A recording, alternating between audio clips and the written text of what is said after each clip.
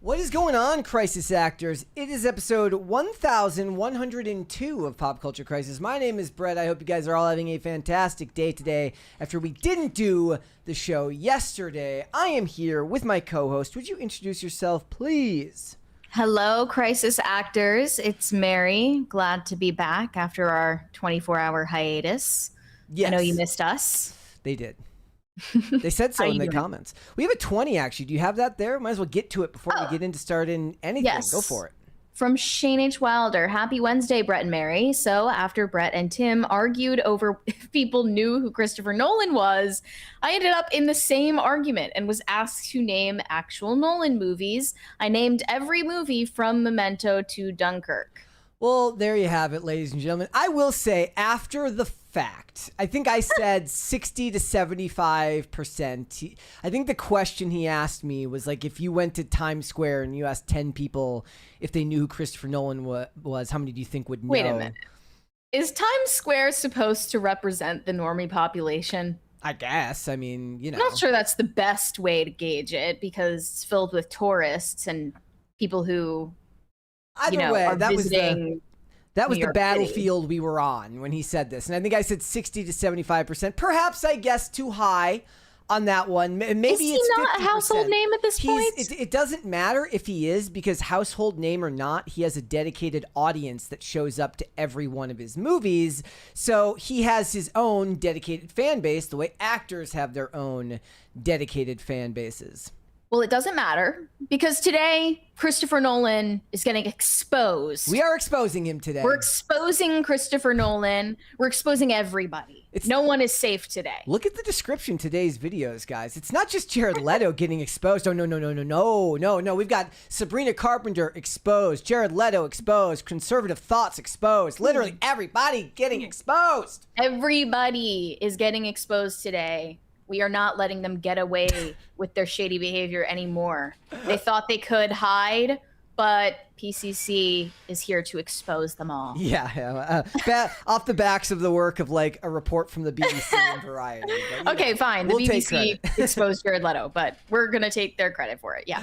So, guys, as always, thank you so much for joining us today. Hit the like button on this episode. Subscribe to the channel if you're new here and you've not subscribed yet already. Please and thank you. Share the episode out with friends, family, loved ones, people in your life that you both love and the ones that you hate as well. The more people that you share the show with, the faster our channel can grow. It is the best way to help us. Also, status update. I swallowed my pride and I looked in the mirror and hung my head in shame as I ordered my Bob Dylan shirt the other day. I tried in vain to find one without a photo of him on it. I think that's what I ended up ordering, but I think I blocked it all out of my brain because it was such a traumatic experience to have to spend money on a Bob Dylan shirt. What I really wanted to do was kind of like what the women and men who hate J.K. Rowling do, which is buy the book secondhand. I wanted to buy the shirt secondhand, so not a penny can go to his old warbling ass. Like, just, I don't want to give him nothing, but I did buy it from a traditional store, so I guess he's going to see some money from the shirt that I bought. So as soon as I get that, the very next day, I will wear it on the show, and I will make good on my bet with you guys. When is that delivering? I think it says Thursday or Friday, so at the latest Monday, but I'm hoping to wear it Friday. Well, I have an update too. I have ordered something for my Wednesday Addams cosplay as requested, and hopefully that'll be delivering around the same time. We'll see. Perfect. So what are we getting into today? Well, as we said earlier, we're exposing everyone. We're exposing Jared Leto. We're exposing Sabrina Carpenter. We're exposing the world, apparently. Jared Leto just had a documentary produced about, well, he didn't have it produced about him. A documentary was just Imagine that. Imagine if he paid there is for a documentary exposing him. Oh, that's just like something crazy enough that Jared Leto just might do it. Wait, so like he's like, can you make a documentary about me? And they're like, well, what do you want it to be about? He's like, I don't care, just make it. And then this is what I'm they a made. sex criminal. Yeah. So we're going to get into this brand new documentary that has come out from the BBC exposing past behavior as alleged by a cacophony, Lot of women. just a harem, a cacophony, a whole ring. I think it's like overall they've counted 120 different allegations. Well, the story I saw was 4, and then it was 9, and then it kept going up. Well, the BBC said that they documented 120 allegations, but only 4 of the women they interviewed were willing to go on record, like, with allegations of criminal behavior. Yeah. So we are going to get into that. Yeah. So we've got that. We are also going to talk about creepy allegations about Sabrina Carpenter, at least stuff that's being framed that she does that people are saying is creepy. Yeah. And then I think I saw also in there's somebody who's like rebutting it or trying to claim that it's not creepy. Her fans mainly are trying to defend her honor. And also Christopher Nolan, he's a feet guy and he wants to make sure that well, he's overly concerned about foot attire on set, and he is allegedly a bully, an egomaniac toward the actors on his films. Now, of course, is this a conservative coordinated attack to bring down the man? Seem like it. It's not. I think that there is a growing Christopher Nolan hate bandwagon. Oh yeah. That is, we're kind of all coming together, creating a bridge across the political aisle to unite over our shared distaste for Christopher Nolan. The problem is it turns people a bit rabid. Where like when me and Tim were arguing about the Odyssey on Monday, it was fun to go back and forth with him on the topic because it's something that I followed. But like somebody in the chat or it might have been in the Discord basically said like, why is Brett so intent on us loving this movie the way he does? I never said word one about the movie. I gave the movie a meh when I reviewed it, but that's not the information we were talking about. We were talking about the box office, which by the way, it passed 700 million today at the box office. So all of that being what it is, right now there's a lot of people who are out to take that Christopher Nolan guy down a peg, and they are doing so by exposing what they consider to be his bullying behavior on set. So we will get into that as well. Also, I guess the other big one is that a new survey was done recently that finds that now it is no longer alcohol, nor is it tobacco as America's number one vice. It seems that weed is now America's number one vice. And if there is one thing that you want to do to guarantee that you are going to get a bunch of death threats and a bunch of hate online, it's to go and say that you don't think that people should be smoking weed or that you don't think it's necessarily a good thing. You don't even have to have a hot take. They will go after you. Or say something negative about pit bulls too. Yeah. That's a big one. So it's a pretty easy way to get some engagement bait going. Just some advice for us. If you guys are looking to get that monetization on X, weed bad. That's what you got to go do. Pit bull bad. So we got to be fair, I'm on that side of history. We've got that. We got a bunch of other stuff. If you're ready to go, we can go. You ready? Yeah, let's go. Let's go. Children of Blood and Bone. Yeah, big update for this upcoming movie, Children of Blood and Bone, based on the book series by Tomi Adeyemi. We discussed it earlier this month because the author of the series fully denounced the film adaptation. And although she was originally involved in adapting the screenplay, she has completely cut ties and even posted screenshots of herself blocking the numbers of everyone involved, including failed Star Wars actress Amanda Stenberg. And this was initially controversial when it was announced because Amanda Stenberg is lighter skin toned than the rest of the cast, and they felt this was a miscasting and was an example of Hollywood colorism. So to rewind back to earlier this month, Tomi Adeyemi posted on TikTok saying, "There is a reason I will not post anything about the adaptation of my work.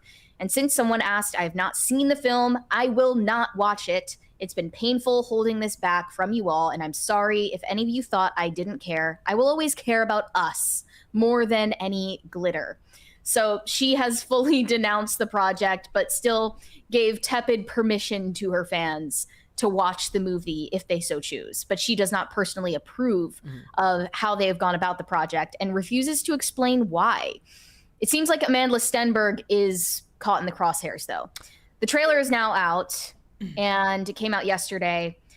There are some shots of Amanda Stenberg that honestly I think blackwashed her quite significantly. The most interesting thing you said earlier, you said I can't prove it. You said you think she's caught in the middle. I think the most interesting thing about it is like it's one thing to take a role like in the Odyssey, where then a bunch of people are going to come after you, whatever. But this is what what people would consider like in Community. That you're getting hate from, which is a completely different thing and probably bothers them way more. Probably she's getting hate for accepting this role from the same people who would have and probably did happily defend her during the debacle that was the promotion of the Acolyte series. If you guys want my general thoughts, just as an aside about the trailer itself, which we are not going to show because we've already been demonetized like 3 times this week. It's like it took severe influence from Black Panther in its visuals. And I don't just mean like it's like the actors, because there are a bunch of crossover Marvel actors. The visual aesthetic of a lot of the throne room scenes and a lot of the exteriors, it takes from the way that they did the movie, especially in the first Black Panther movie. And it's maybe it's just by virtue of the way that most Hollywood movies just seem to look alike these days. So you've got one aesthetic and they're kind of mirrored because they're both looking for some type of Afrofuturism, which is its own thing. So it's going to cross over there in some way. My guess is that this movie will probably be carried, if he's in it enough, if they're in it enough, by Chiwetel Ejiofor and Idris Elba, depending on how much they're in the movie.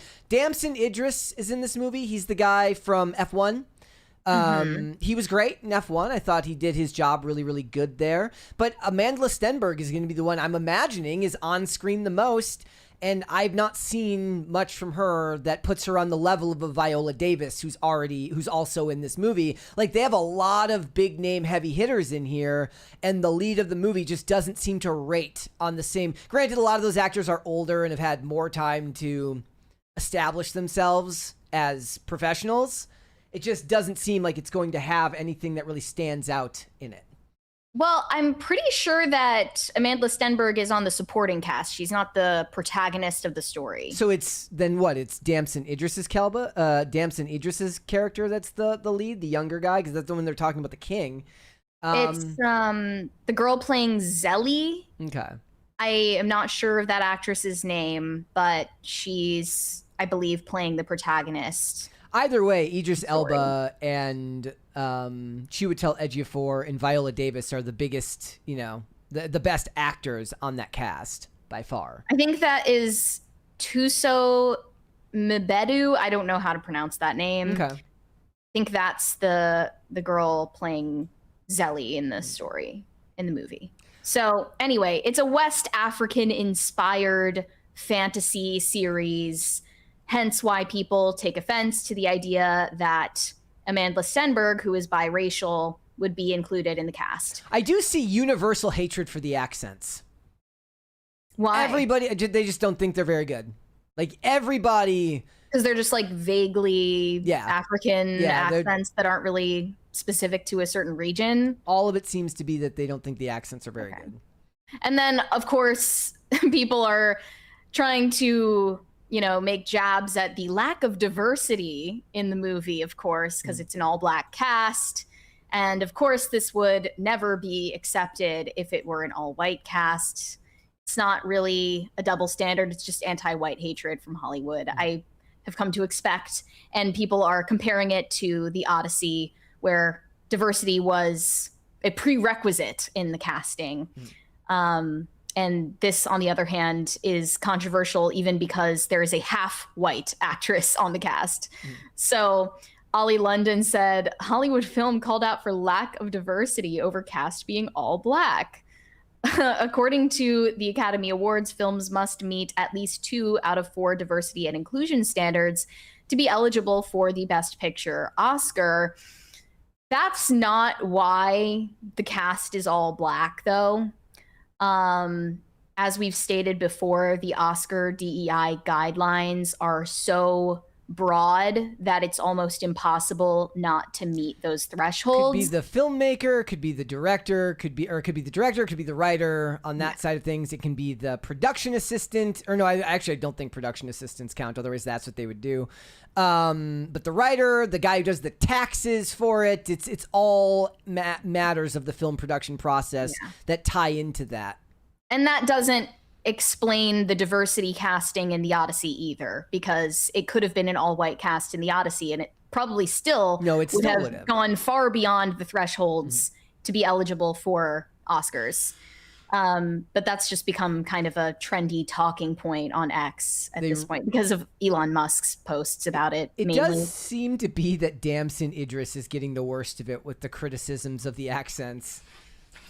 One of the replies says, to be fair, all of the calling out about the diversity is people memeing about the hypocrisy of not casting Greeks in the Odyssey, but casting all Black people in this or all Polynesian actors in Moana. We're fine with casting all Black people for something about an African myth or a story of all Asians in an Asian story or Polynesians in a Polynesian story. Just be consistent when it's about a white/white passing culture that the story is set in. And like, in principle, I agree, but obviously that's not really the point. Like, there is just an anti-white sentiment in Western culture as a whole, and that is expressed in Hollywood.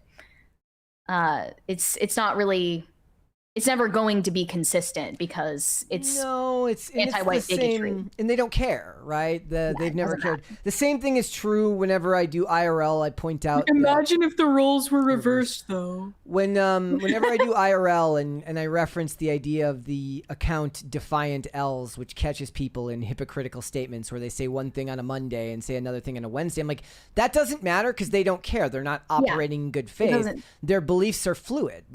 For instance, tomorrow, guys, we are going to talk about the Thomas Crown affair, and everybody here knows that race swaps have never bothered me one bit. The one caveat that I always give is they should not be making race central to the race swapped character. Otherwise, you're deviating from the actual personality of the character that's being brought to screen. Well, with the Thomas Crown affair, they're making changes to the motives of Thomas Crown, which this is not confirmed, but I could very easily see being tied back to his heritage, and that is going to be a problem. If the idea here is that you're going to make such a drastic change to the character's looks, that's one thing. Pierce Brosnan was considered and whatnot was considered a good-looking dude. Michael B. Jordan is considered a good-looking dude. If the idea here is that he just has to be a handsome thief, that's one thing. But if Michael B. Jordan's decision to become a thief for specific reasons is tied to his race, that's not the same thing, and that is a problem. Then you're not even doing the same character. That reminds me of oh gosh, what was the series that they did with it was a Marvel series. Forget the actress's name. Not She-Hulk. No, it was the Miss Marvel. Ironheart. Ironheart. Yeah. It reminds me of what people were saying about that storyline. And Robin Hood too. Yeah. Yep. All of that. I forgot about Robin Hood. That was so long ago. Well, this movie is doomed to fail anyways. Well, it's a January release. January is where they send movies to die. I do find it interesting. Look, maybe you can check and see what studio released The Woman King, because this is from the same person who did The Woman King. The same lady who did The Woman King. If that was Paramount as well, then why are all these lefties so mad at this Paramount merger? If they want woke, then they need to sign up for more Paramount releases. I think it says Sony was behind The Woman King. Okay. Well, I think this is Paramount, so they should be going up to David Ellison and saying, "Thank you, good sir.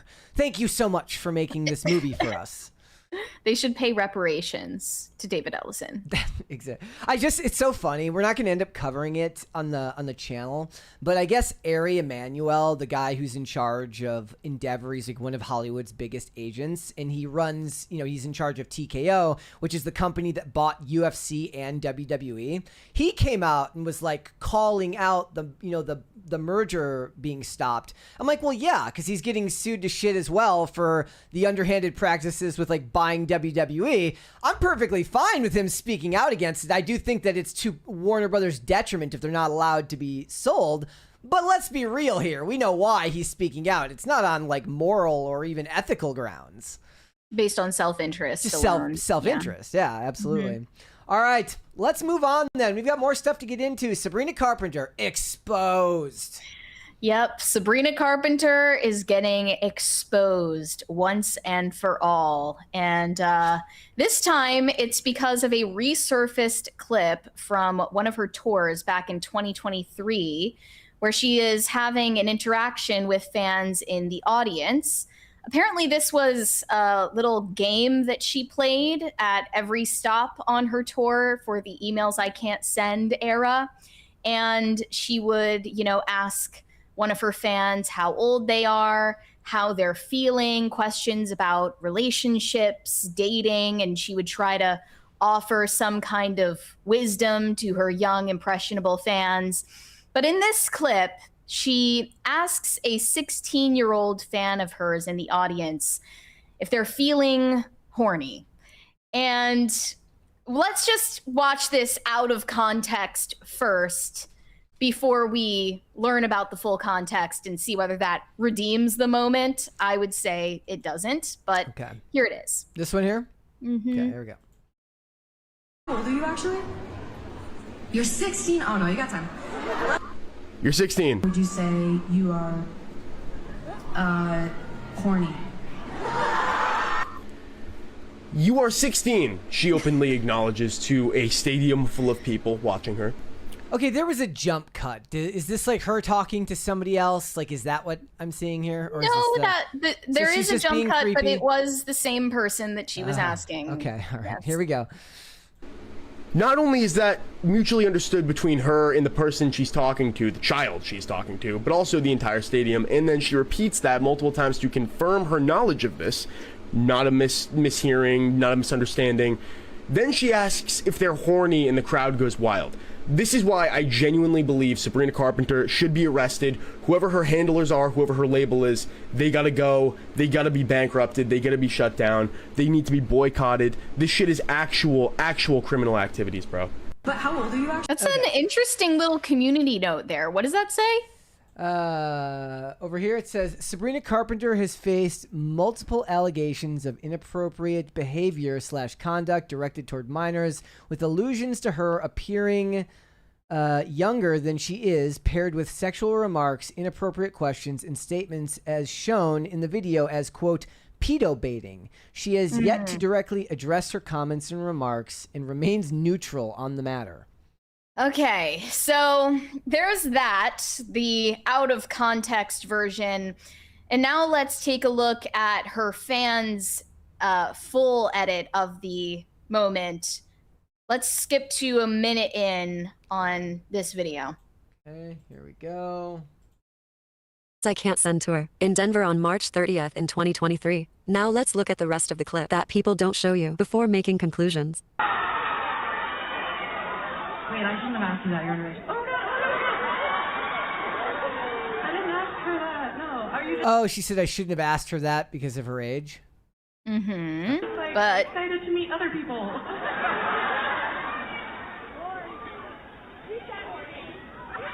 You said 3? Oh my god, sorry. No. What did you say? You're sad. Honestly, I'm kind of happy you chose that. Only because the game works. It's like whatever you choose, 1, 2, or 3. I picked a song based off of that. And then dedicate this one to you. So, For more context, Keep going. well, that was the full Yeah. clip in its full context, and she does catch herself before things get too bad and says that she, probably shouldn't have said that to a 16-year-old fan, and tries to kind of, give herself a parachute. But I would say it's still weird in its full context, and she does deserve to be called out for And it. people have said plenty of times, like, you can do this stuff at a not all ages show, but she Yes. refuses to do that. Yes. And it's not just this one clip, as the community note referenced, there have been a lot of moments throughout her career in the last few years where people feel she is romanticizing PDF file related tropes in her music, especially in regard to herself. They believe that she is at times cosplaying as a child and sexualizing herself in that context specifically in a lot of her lyrics. So this TikTok came out, I think, a couple of months ago, but it basically lists off the full breadth of these allegations that she is sexualizing minors. Here it is. I'm technically legal, but I look like a child. And because I look like a little kid, don't you want to put something big in my little house? So that's weird. I think we can all agree that what I just said was deeply weird. So why is it that whenever Sabrina Carpenter says that on stage, everybody's okay with it? I'm full grown, but I look like a ninja. Come with something big in my casita. Mexico, I think you are bonita. You might be saying, okay, that one was like pretty bad, but it's probably just a one-time thing. It's not like she poses in either booty shorts or like actual underwear holding oversized stuffed animals. Oh wait.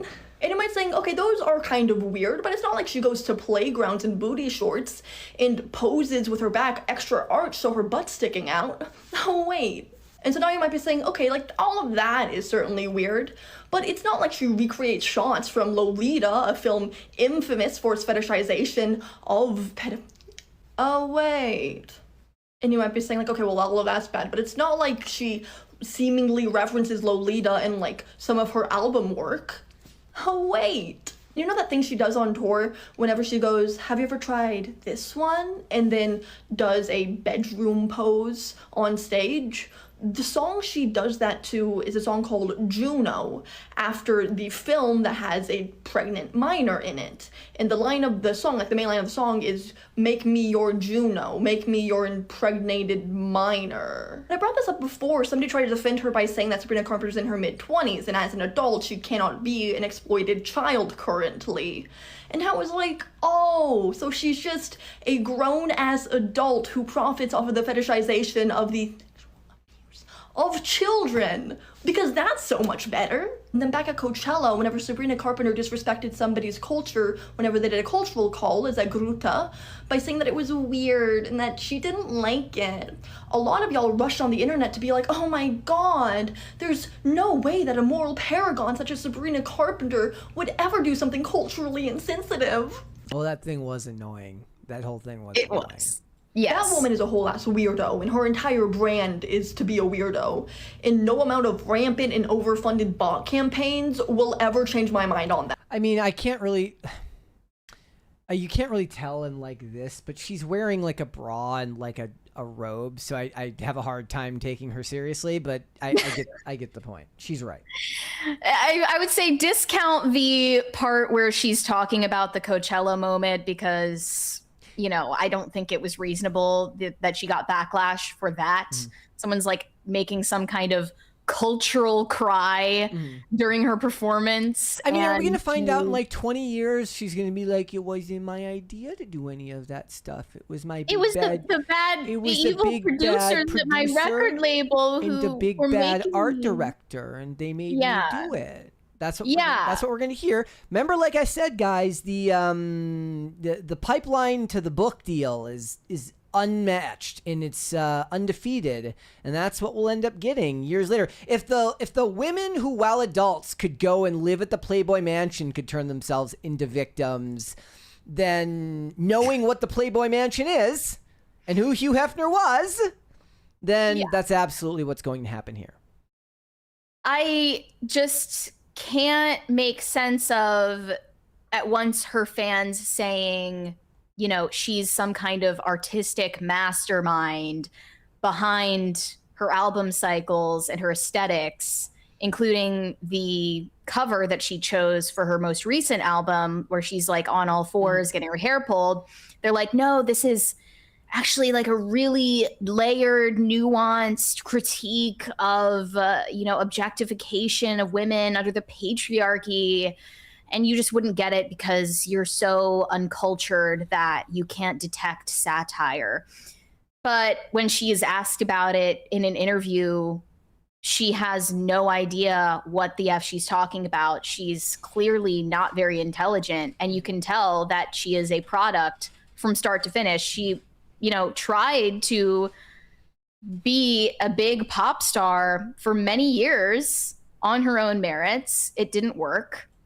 And then the second that a record label took the reins and created a new image for her, that's what ended up being marketable. And that's what made her the star she is today. So, I mean, there's all of that. Like, we understand that she's a product, that everything about her is artificial.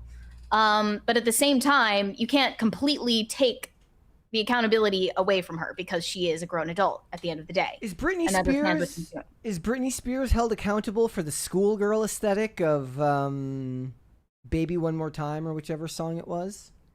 The music video? Yeah, I mean, how old was she when they made that? I don't think she was. I think she was an adult. It's worse if she's a minor. Right, of course. It's bad no matter what, but Britney, I think that was back when everybody accepted that pop stars were vacuous products, and they didn't have this intellectual, like, you know what I mean? Like, people didn't view them as these like intellectual powerhouses. Remember, Britney Spears said, "I think we should just like support the president." Like, nobody expected her to be a thought leader. Okay. Like, that was a different era of the music industry. And now as she said in that TikTok, like, you're expected as a pop star to be some kind of moral paragon and artistic genius with complete control over your artistic decisions. She was 16 years old when they filmed the music video for Baby One More Time. So that does make it even worse.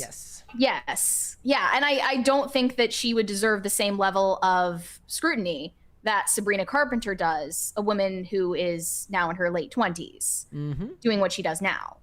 And of course, on top of all that, it's extremely derivative. It's not interesting. It's not provocative. We've seen it before a million times. And on top of that, she's also getting hate for being too male-centered. And this I agree with. And this is something I've spoken about before. She's now selling merch for the Man's Best Friend era, this album cycle. And one of the shirts that she's selling is a tank top that just says useless on it. And people are like, okay, I know that it's a lyric in one of your songs where you're calling men useless, but you're selling a shirt to women that says useless. You're walking around with a shirt that, is emblazoned with this word, and that is actually just you broadcasting to everyone around you that you're useless and worthless. I mean, it doesn't really translate onto a shirt. I mean, if the original intent was to shit on men, which in itself was noxious and empty. Male-centered is still more in line with reality than the rest of it, right? Like, movies, television, and music used to be kind of around the idea that, when you're in your 20s, you could be a girl and be boy crazy, or you could be a dude and be obsessed with women, finding a girlfriend, getting married, or just dating around, because that's what people in their 20s do. And or they just want to hook up, and that's pretty normal. So that's like the least of her, weird of her shit. That's fine. I mean, sure, she's male-centered, but what I don't like is that she is obviously obsessed with male validation and at the same time vocally hates men and calls them pigs, calls them stupid, useless, etc. So that doesn't make sense. That hurts my feelings, and it makes it hard for me to wake up in the morning.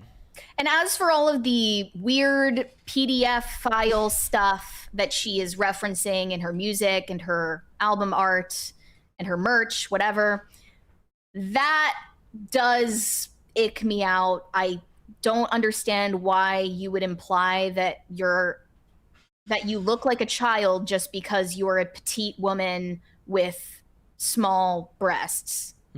Like, there's nothing childlike about a woman who is short and flat-chested that's still a grown adult woman. There's nothing, you know what I mean? Like, why would you imply that you are a child or that you look like a child for that reason? I think that's very weird. And also to make that into some kind of like flirty, titillating gimmick that you pull over and over and over again. That does seem creepy, and I do think that she has gotten away with that for far too long without getting called out. All right. So hopefully this is a change in the tune. Let's hope so. All right, let's move on. We've got more stuff to get into. Finally, after weeks of success, it's time to take Christopher Nolan down a peg.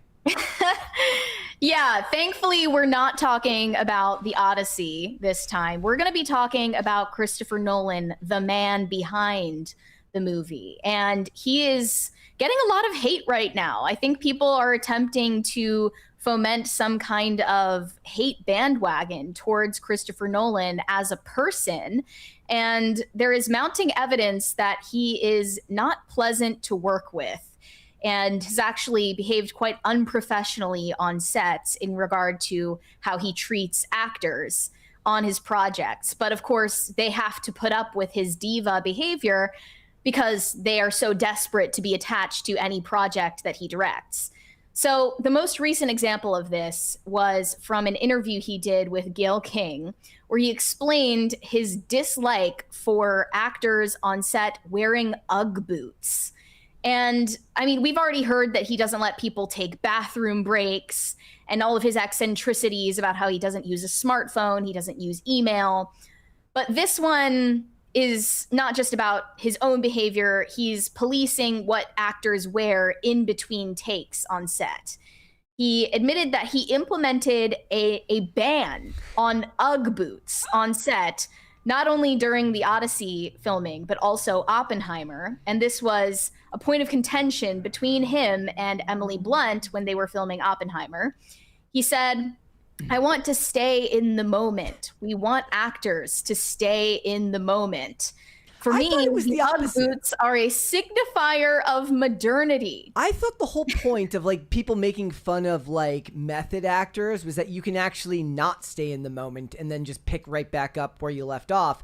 A real actor shouldn't need you to have culturally and time appropriate footwear on at all times on set just to get back into character so that Cillian Murphy can deliver his lines as Oppenheimer. No, he should be able to see you in Ugg boots 1 minute, Yeah. and then in your old school, shoes the next minute, and then just pick up right where he left off. I would agree with that, but this was Nolan's problem, not Cillian Murphy. The director shared that actors show up to set sometimes wearing those big, fluffy, comfy slippers, and they take you out of reality. They're jarring to the on-set realism more than the entire film crew. He said the funny thing is, you can be on set with a guy holding a microphone, a giant camera, crew everywhere, but there are certain things that just remind you that you're in the real world as opposed to the world we're trying to create for the actors. He compared this to off-camera snacking. It's like if someone's eating a bag of chips off camera or something. And then he did say at the end that Uggs are great. They just have no place on a Christopher Nolan set. And this is something that Emily Blunt talked about at the time when she was promoting Oppenheimer. So the main claim here is that a female director would have never gotten away with an absurd rule like this. And let's hear the explanation. They say Christopher Nolan's no Ugg rule would not fly if he was a female director. Okay, here we go. Christopher Nolan's no Ugg boots on set rule is the kind of controlling that a female director would never be allowed to get away with. Well, I'm just gonna say it. I feel like if Ugg boots benefited men the same way they do women on sets, they would still be allowed. When filming Oppenheimer, Emily Blunt would wear Ugg boots to set and in between all takes. Such an issue with Ugg boots. And one of the reasons for that is because she was wearing period-accurate heels to the 1940s. Now, Christopher Nolan did not like this, and every time Emily Blunt came to set, he would give her a look up and down and stare at her Uggs that Emily compared to Miranda Priestley from The Devil Wears Prada. Walked in wearing them one day, and he was like, it was like The Devil Wears Prada. I mean, he literally was like... Expecting anyone to stay in a pair of heels for 12 to 14 hours a day is ridiculous, but in a... Can somebody look up how much money she was paid to do this movie? I would be interested to know, but let's continue.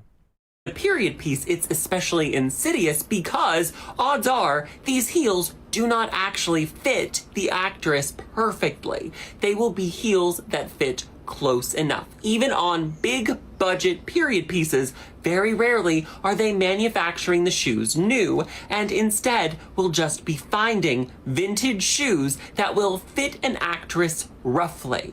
This kind of behavior is not a new thing for directors. There's actually a legend about Grace Kelly and Alfred Hitchcock that Grace Kelly did not like wearing heels on set. So Alfred Hitchcock would deliberately have the costume department give her heels that were half a size too small, and then when they gave her the heels that fit appropriately, she would be grateful. Now, I don't know if that is true. That is just part of the legend of old Hollywood, but this is true that Christopher Nolan is saying actresses should not be able to have a pair of shoes that are actually functional shoes and not just slippers that they can wear to set and take off quickly and efficiently to put on their shoes for filming. Okay, so look, I didn't hear anything about no comfortable shoes at all. I didn't hear a comfortable shoes ban. I didn't even hear that she was forced to stay in the heels the whole day.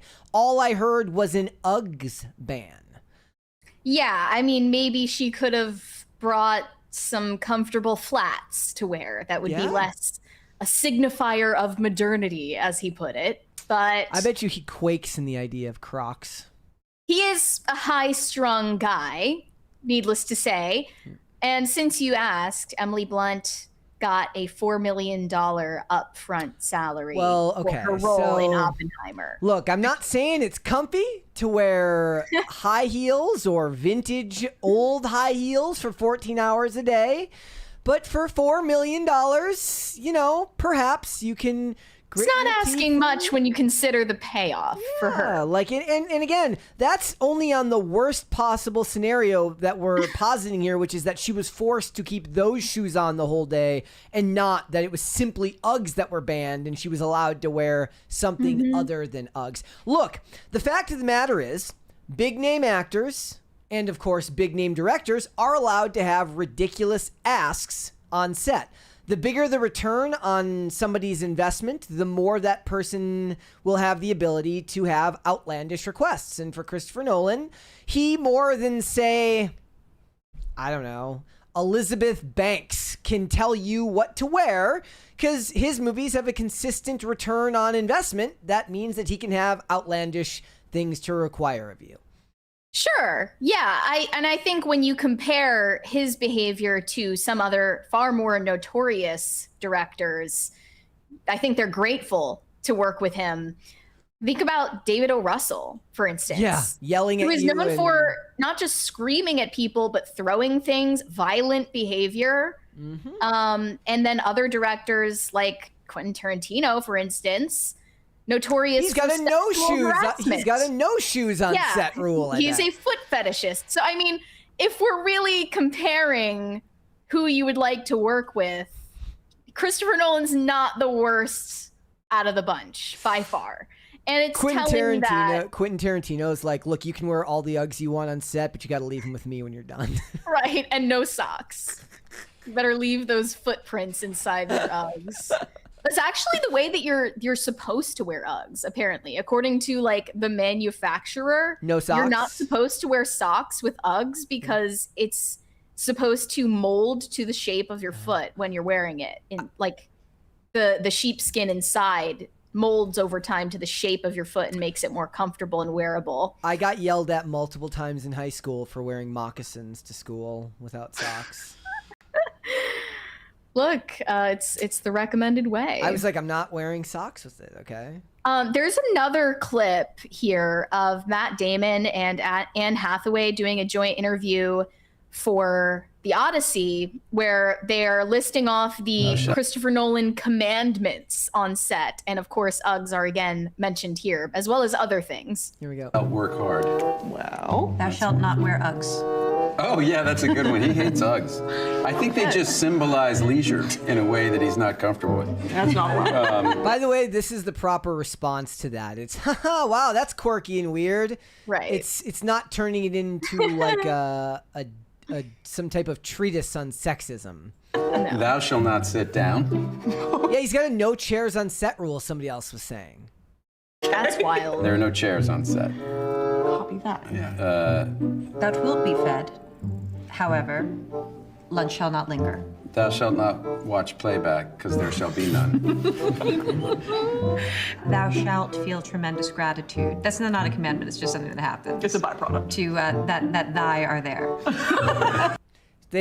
She kind of perfectly encapsulated at the end. You're gonna do what I say, and you're gonna be happy for it because you get to work with me. Like I said, Yeah. out of everybody for the Odyssey, only one person actually read the script, and that was Robert Pattinson.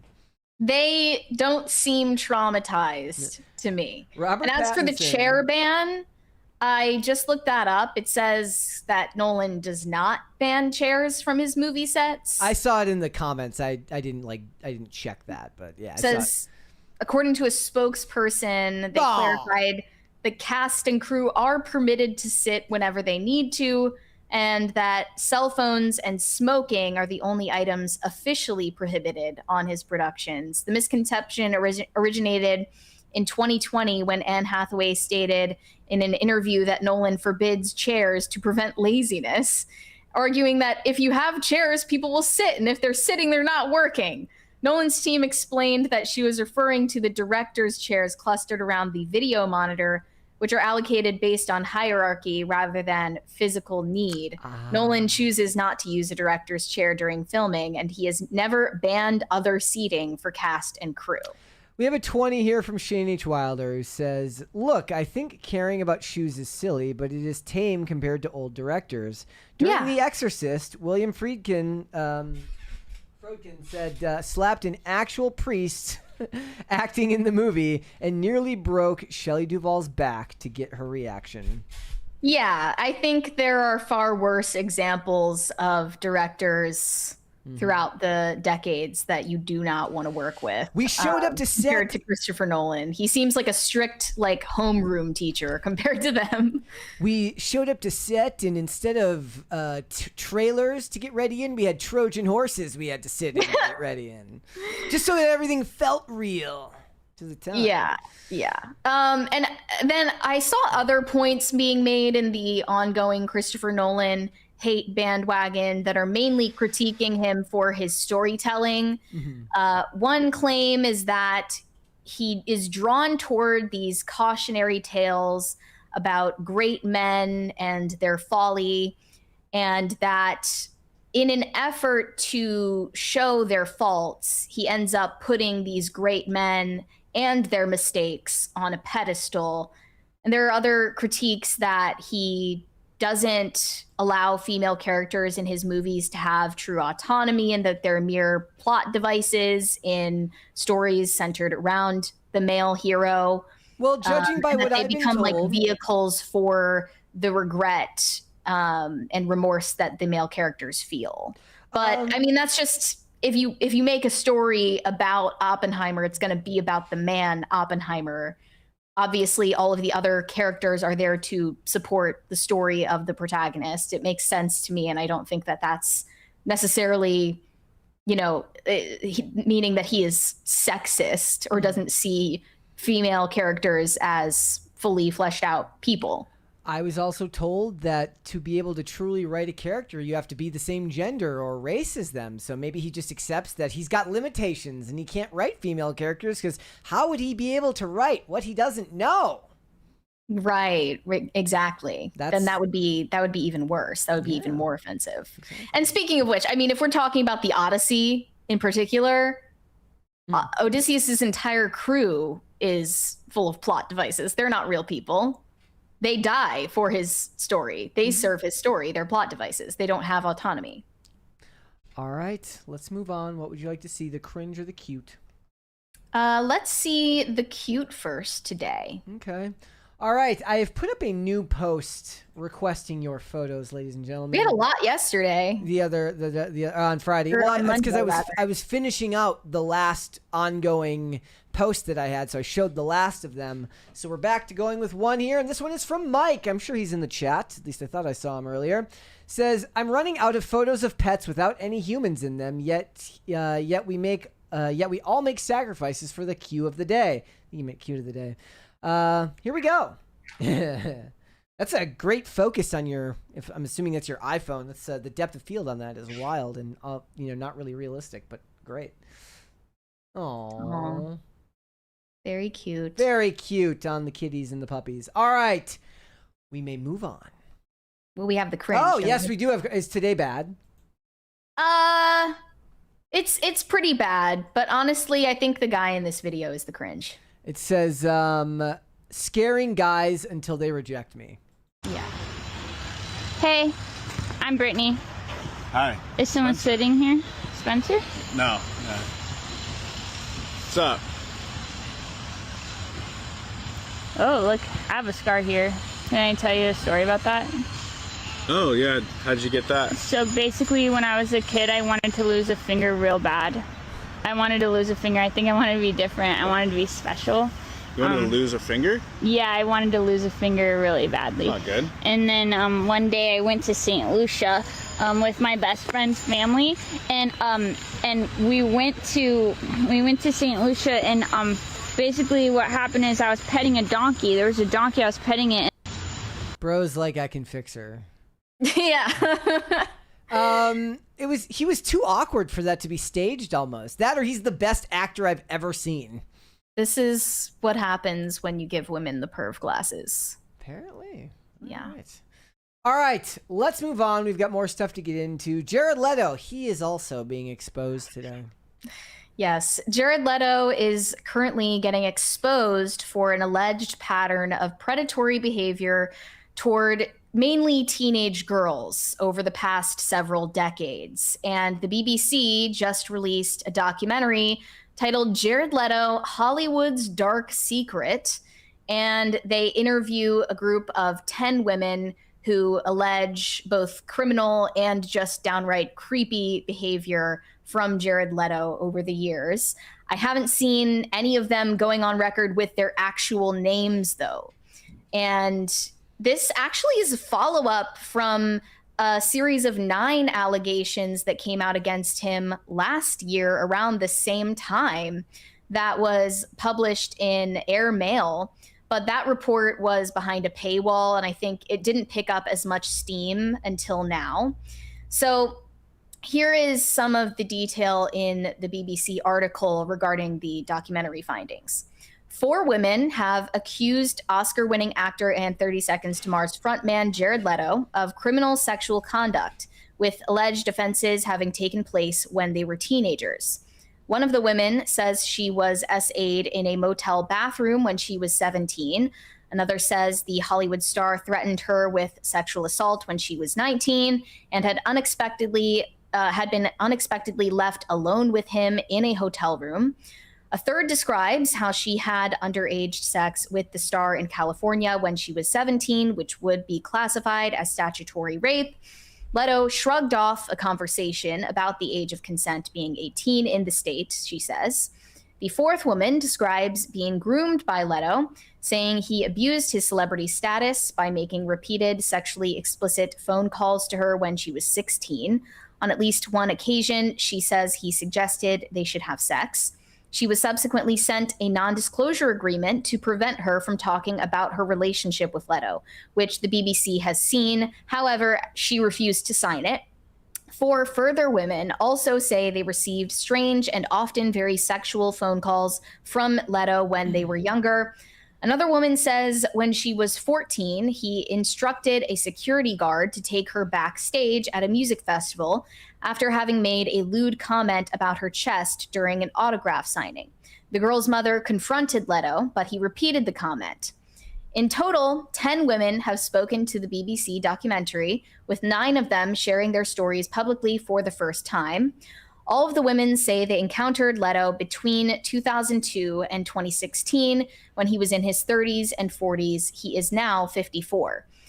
One of the alleged victims says this was 25 years ago. He has gotten away with it. The BBC has corroborated a number of the women's accounts with friends and family who were told about the encounters with Leto at the time. In some cases, we've also seen pictures and messages that support the women's accounts. 2 men who worked with Leto's band for many years also told the documentary how uncomfortable staff felt about the way Leto would interact with teenage girls, sometimes inviting them backstage to his dressing room or inviting them to the house where he was recording. One says, I think everyone thought the age gap was way too big. Despite repeated attempts to contact Jared Leto, he has not responded to the allegations put to him by the BBC. However, by now he has put out a statement through his representatives that just says, I have never sexually assaulted anyone in my entire life. These claims are absolutely and categorically false. But he still doesn't threaten to sue for this or make any gesture toward proving his innocence in that statement. He's just saying that it didn't happen. So I'm not really sure what to make of that. But yeah, I read through the entirety of this piece, and a lot of the details are pretty gross and disturbing, if true. And there are definitely some themes that recur throughout the years in all of these different stories from women who don't know each other personally and haven't shared these stories with one another. I believe that it's all true. That's my opinion. I'm not saying that I'm the jury and judge and I have the verdict. It's my opinion that he is a deviant and a perv. And I think everyone has known that in his industry for many years now. And to corroborate that, there is a tweet from Dylan Sprouse, actually, back in 2018, whose wife, by the way, is a model named Barbara Palvin. But he tweeted out, yo, at Jared Leto, now that you've slid into the DMs of every female model aged 18 to 25, what would you say your success rate is? And James Gunn, at the time, also known for a lot of creepy tweets, commented, he starts at 18 on the internet? So this has been an open secret, it appears, amongst his colleagues for quite a long time, that he prefers women who are around or under the age of 18.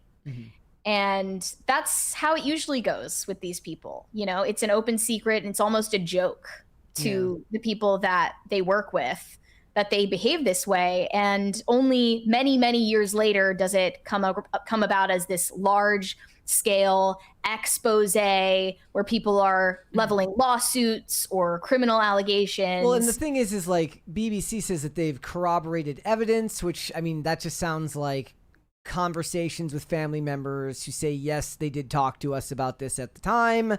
I mean, outside of like with these cases, what can you do? There's going to be no physical evidence in any way. It's going to be all hearsay or things coming from family members. And then I guess like if well, also the crew members that worked for him, and the crew members who were willing to speak on it. But there's always going to be people that call it into question because of the amount of time that has passed with these stories. And it's like you said, it always feels like it's one of the stories where when it's all said and done, everybody always knew, but nobody said anything, and nobody took it seriously. And most people to laugh about. And most people who aren't going to take the time to go and be like, okay, I need to go call the BBC and say, what is your evidence? I need to see it, because they're not sharing it in the article. They're just saying that they do have it. Now maybe it's in the video of the documentary. I don't know, but it just feels like you always end up back in the same place you started with these stories. And it ends up becoming a matter of just where the public opinion goes. Like, this will ultimately be decided by whether the public decides to kind of err on the side of he's a creep. Mm-hmm. Well, I always Hollywood find, isn't erring on the side of he's a creep. They hire him endlessly. I always find the timing of these stories the most interesting aspect of it, because I believe, here's really the heart of the issue. I believe that if Jared Leto were still making Hollywood a ton of money, this would not come out. And it would be covered for. But he has been box office kryptonite for years at this point. And now that Hollywood has nothing to gain from platforming him and giving him jobs, now is the right time to throw him under the bus. And one of the quote tweets of this headline states that, it says, looks like they're finally cutting him loose. No future projects listed on IMDb. Story conveniently dropped just a little too late to impact the release of his last movie, that being Masters of the Universe. Masters of the Universe just went to streaming and is apparently doing really well, so maybe this will tank those streaming numbers. Right. They say a lot of people wondered how Jared Leto managed to avoid being canceled over the past several years. My educated guess would be he still had contracts to fulfill, and they wanted to get their money's worth before hanging him out to dry. That's how it usually goes. If Hollywood had something to gain from covering up for his poor behavior, then they absolutely would. Not even because they know or don't know, but that he serves a purpose for them now, and they don't really care whether he's guilty or innocent. Yeah. Because if he's guilty, then throw him to the wind once the contracts are done. If he's innocent, throw him to the wind when the contracts are done, because he's not making us any money.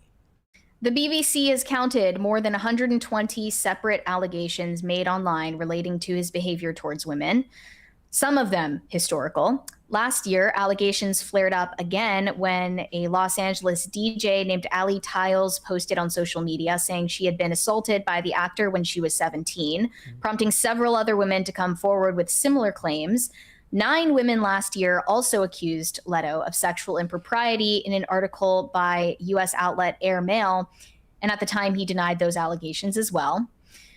But in the BBC documentary, the 4 women who allege criminal behavior go by the names Isabel, Alex, Clara, and Etta, and they describe in detail what they say happened to them in their encounters with the star. Isabel, not her real name, says she only recently stopped blaming herself for the assault that she says took place in 2002 when she was 17 years old. She agreed to meet Jared Leto at the time at his hotel after she had shown the actor and his friends around the store where she was working in Las Vegas. The address she was given turned out to be what she describes as a dingy motel, but she presumed they would be heading out somewhere else. She was sitting on the bed waiting for Jared to get ready when he called her into the bathroom so they could talk while he showered. And she said, I don't think there were many words exchanged. He opened the shower curtain and started kissing me. He then grabbed her hand and used it to masturbate himself, she says. Taken by surprise, she pulled away and told him she wanted to leave. He put on a towel, went outside to check who was around, and let her out of the room. It was only later when she looked up the actor online that she realized he was in his 30s. Then we have this second account from an ex-crew member. So in the 2010s, 30 Seconds to Mars was headlining in major arenas, and crew working with the band would call local modeling agencies to offer female models free VIP tickets. And the request was directly from Jared Leto, says the ex-crew member. There would be a backstage room for the models, describing the task of requesting only females as a little uncomfortable. Ex-model Alex says her agency was invited to the band's concert at the O2 Arena in 2013. Leto's female assistant, this is giving me Harvey Weinstein vibes, like Leslie Headland being the accomplice. His female assistant invited Alex to an after party in East London. Alex was 19 at the time, but she says to protect herself, she felt the need to pretend to be younger. She told Jared Leto that she was 17, to which he replied, "Age is just a number, and anyway, we're in Europe." Her phone battery was dying and she felt drunk, but one of his assistants encouraged her to go to another party at a nearby hotel later. So I get into the hotel room, it's really dark, and then I see that it's just him. Weren't there supposed to be other people? And when she asked whether he had a phone charger or any cash so that she could get home, he said no to both. She considered whether she might be able to sleep on the Chase Lounge in the room, but when asked if she could do that, the star responded by saying that if she did, she would wake up with a D in her A. I'll just say that. He repeated this response several times, she says. And it was then that she realized she wasn't safe and left the room. Alex says she later texted a friend to tell her what had happened. And at the time, her friend replied, "He was threatening assault. You should report him." For a long time, she tried to dismiss what happened, but now believes the hotel encounter had been all planned out. The assistant knew what to say to lure me into his hotel room.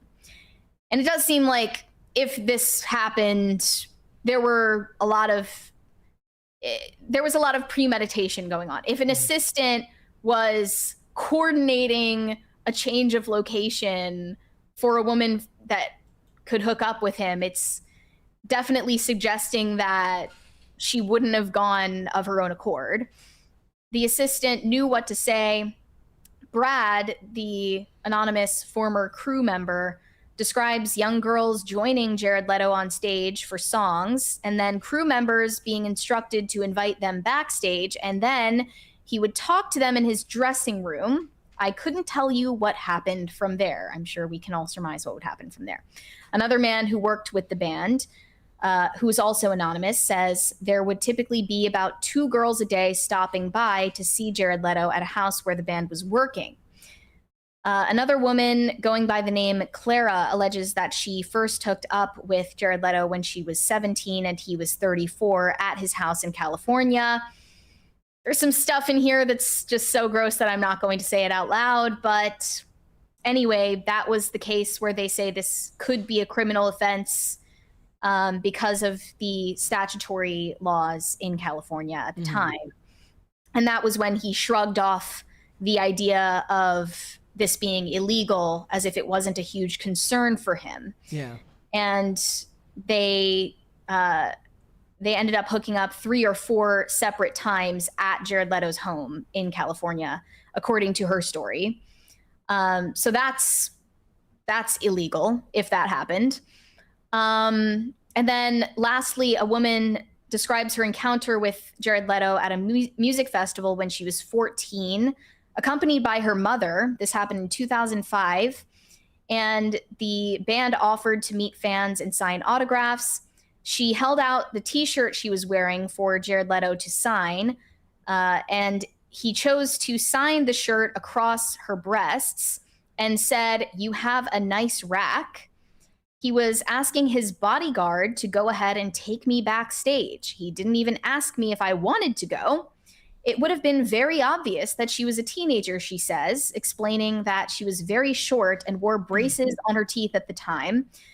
Then her mother witnessed what happened and confronted Jared Leto. And he looked at her and said, "It's still a nice rack." He just didn't care. Yeah. So, and then they show the picture of the girl from her yearbook photo at the time when she was the same age, 14. I'm sure was and is very obvious that she is a child in that photo. There's no denying that one. And that one is her mother claiming to have witnessed it firsthand. But again, there's no way you can prove that happened. And then here's another part that's seems in line with like Jared Leto's personality traits, like the things that people normally write off as personality quirks. He's alleged to be like a method actor. So that was where all those rumors came about of him like sending animal carcasses to Margot Robbie when they were preparing for their roles in Suicide Squad, and the used condoms as well. He's a method actor, and he really gets into character. So this part seemed in line with what we know about Jared Leto as a person. So he would have these phone conversations with teenage girls, one of them being going by the name Etta, one of 5 women who say they received strange and sexual phone calls from Jared Leto, 4 of whom were teenagers at the time. She was 16, and they met when she walked into a modeling agency in Los Angeles with her mother in 2014. He took an interest in her ambition to be a model and asked for her email address to invite them both, her and her mother, to his Oscar party. He did email me, and quickly it turns into this sexual thing. Leto knew she was 16 and asked her questions such as, are you a virgin? Do you have any kinks? And other explicit questions. He did at least mention once him and I having sex at some point. She was nervous and uncomfortable, but had a hard time putting up boundaries and saying no. She said that Jared Leto asked if he could pass her number to a friend of his, making it sound like the friend could be a good contact for her career. That friend, who she knew as Christian, would call a lot and ask her to shoot porn, and said that it didn't matter if she was underage. What? Both Christian and Jared Leto would ask similar explicit questions. And this is the kicker of it all. She said she would not be surprised if this was Jared Leto on the phone playing a character. Oh boy. She thinks it's the same person. And he has done this allegedly multiple times. 2 more of the 5 women who allege these phone calls from Jared Leto say they were also called by other men around the same time, and they also believe it was Jared Leto possibly playing characters on the phone. And it was him all along under different phone numbers. Isn't that like kind of the craziest part of this whole thing? Like all of the stuff about him being a pervert, hooking up with fans, not caring about the consequences, none of that really even makes me like raise an eyebrow. Everyone has known that he's a creep for a long time. Mm-hmm. But this part is like truly psychotic. The idea of like going under a disguise and like doing a different voice on the phone to pretend to be some other person. It's just like truly disturbed behavior, if that's true. Mm-hmm. And then this woman is the one who said she was eventually, just a couple of years later, sent an NDA because, according to Jared Leto, he got a new lawyer who was really concerned about his relationships with women. And she did not end up signing that NDA. BBC reviewed the NDA alongside the texts and email exchanges that they had at the time. So that was around 10, 12 years ago. So there's all of that. And you can also see similar allegations that came out in June 2025, all the same exact patterns of behavior, characteristic of what we just heard. The same thing with the phone calls, the inappropriate questions, asking questions like, have you ever had a boyfriend? Have you ever done this sexual act? Have you ever done that? Very knowingly interacting with teenagers, one of them being 16 in the article from 2025. This is seemingly corroborated to me. I mean, this seems very believable to me. I guess the thing is like, look, I'm keeping an eye on the chat, and there's a split here where a lot of people are like, why didn't, like, the mom who witnessed this thing happen to her daughter at the time, why didn't they say anything? Unfortunately, that's what happens when this much time has passed and it becomes like a class action lawsuit of allegations, is that people these days are more jaded than they used to be. And the phrase believe all women did a lot of damage to the culture because people aren't just going to believe all women inherently. So a lot of people are going to say, look, I don't like, why now?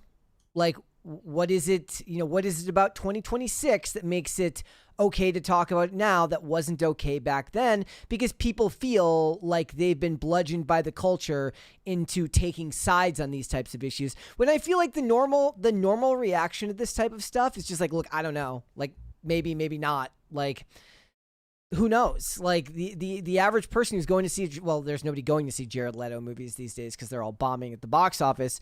But when they do, like, they have to make that value judgment, right? Do they care? Is any of it true? And there's just this gap that human beings feel where they're like, not my clowns, not my circus. I don't know anything that's going on with this. I'm just going to stay out of it. Well, the main thing here is that, number one, Jared Leto is not Hollywood's dark secret. First of all, none of this has been a secret. People have known about this for a very long time. And Jared Leto is far from the exception to the rule. This is just how things work in Hollywood. They will only allow you to fall from grace when you no longer have anything to offer the industry. Okay, the other thing is, first of all, the timing of this is peculiar. And second of all, this is what happens when you take liberal sexual culture to its exhaustive conclusions.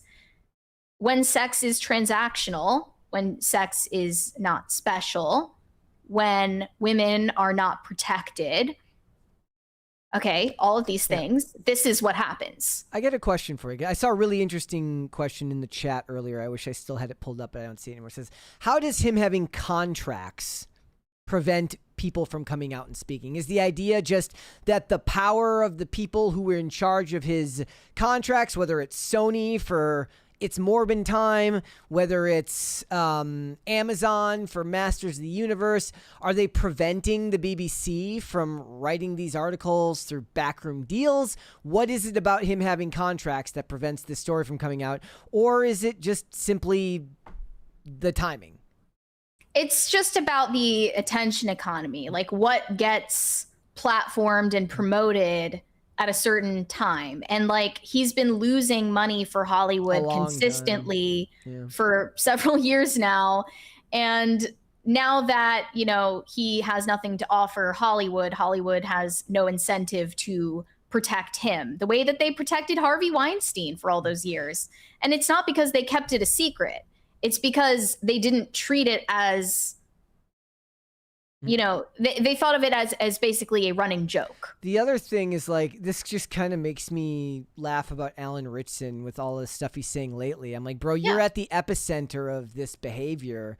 And unless you're going to, it's either call out all of it, I guess, or call out none of it and pretend like you're particularly aggrieved or particularly mortified by one side of it, when we know that this type of behavior happens in both of those worlds. Yeah, like don't act like if you're in Hollywood that you're on some kind of moral high ground when it comes to protecting young girls or children from being sexualized. That's ridiculous. All right, let's move on. We've got more stuff to get into. If you guys were disgusted by that story, this one's going to make some people real mad. Yeah, so it turns out weed has now surpassed both alcohol and cigarettes as America's vice of choice. And it's more than just in absolute numbers. People who use weed are far more likely than drinkers to use weed on a daily or near daily basis. And this is causing a lot of discourse right now on both sides, people defending weed and those who think that it is the root of all evil and it's the devil's lettuce. This says, for the first time, more Americans now use marijuana on a daily or near daily basis than alcohol or tobacco. This is according to a new survey from the Substance Abuse and Mental Health Services Administration, finding that 21.4 million Americans age 12 or over used marijuana daily in 2025. 12-year-olds? 12 and over. So they know that teenagers are smoking weed. Maybe if teenagers are less likely to respond honestly on a survey like that, perhaps the number is even larger. But in contrast, only 17.2 million Americans drank alcohol every day or most days. That would be defined as 20 or more days in a month-long period. That is from the National Survey on Drug Use and Health. Daily or near daily cannabis use has also overtaken cigarette use, with 19.9 million Americans smoking regularly. And the figures over time are a study in opposites. Tobacco and alcohol use has been plummeting, down 28 and 24% since 2021. Daily pot use, on the other hand, including smoking and edibles, surged 21%. The survey shows alcohol fell to 4th place in the list of American vices, behind nicotine vaping, which saw 17.5 million daily users in 2025. While far more Americans drink overall, including occasional drinkers, marijuana users are overwhelmingly more likely to have a regular habit, and they mean every day on schedule. Roughly 129 million Americans aged 12 and older reported consuming alcohol in the past month, compared to 43.8 million who said they had used marijuana in the past month. So in absolute numbers, we have more drinkers than weed smokers, but the weed smokers are far more likely to be basically dependent on it on a daily or almost daily basis. But only 13% of monthly alcohol consumers report drinking daily in comparison, compared to 40 and 50% of monthly cannabis users who admitted using the drug daily. They revealed several startling trends about different age groups and their use of various substances. So that brings us back to the constant discussion about Gen Z being sober and giving up drinking. The reality is they do drink. They're just drinking more selectively, maybe. Yeah, more annoyingly. They're waiting and they're drinking nicer stuff. It's quality over quantity for Gen Z when it comes to alcohol.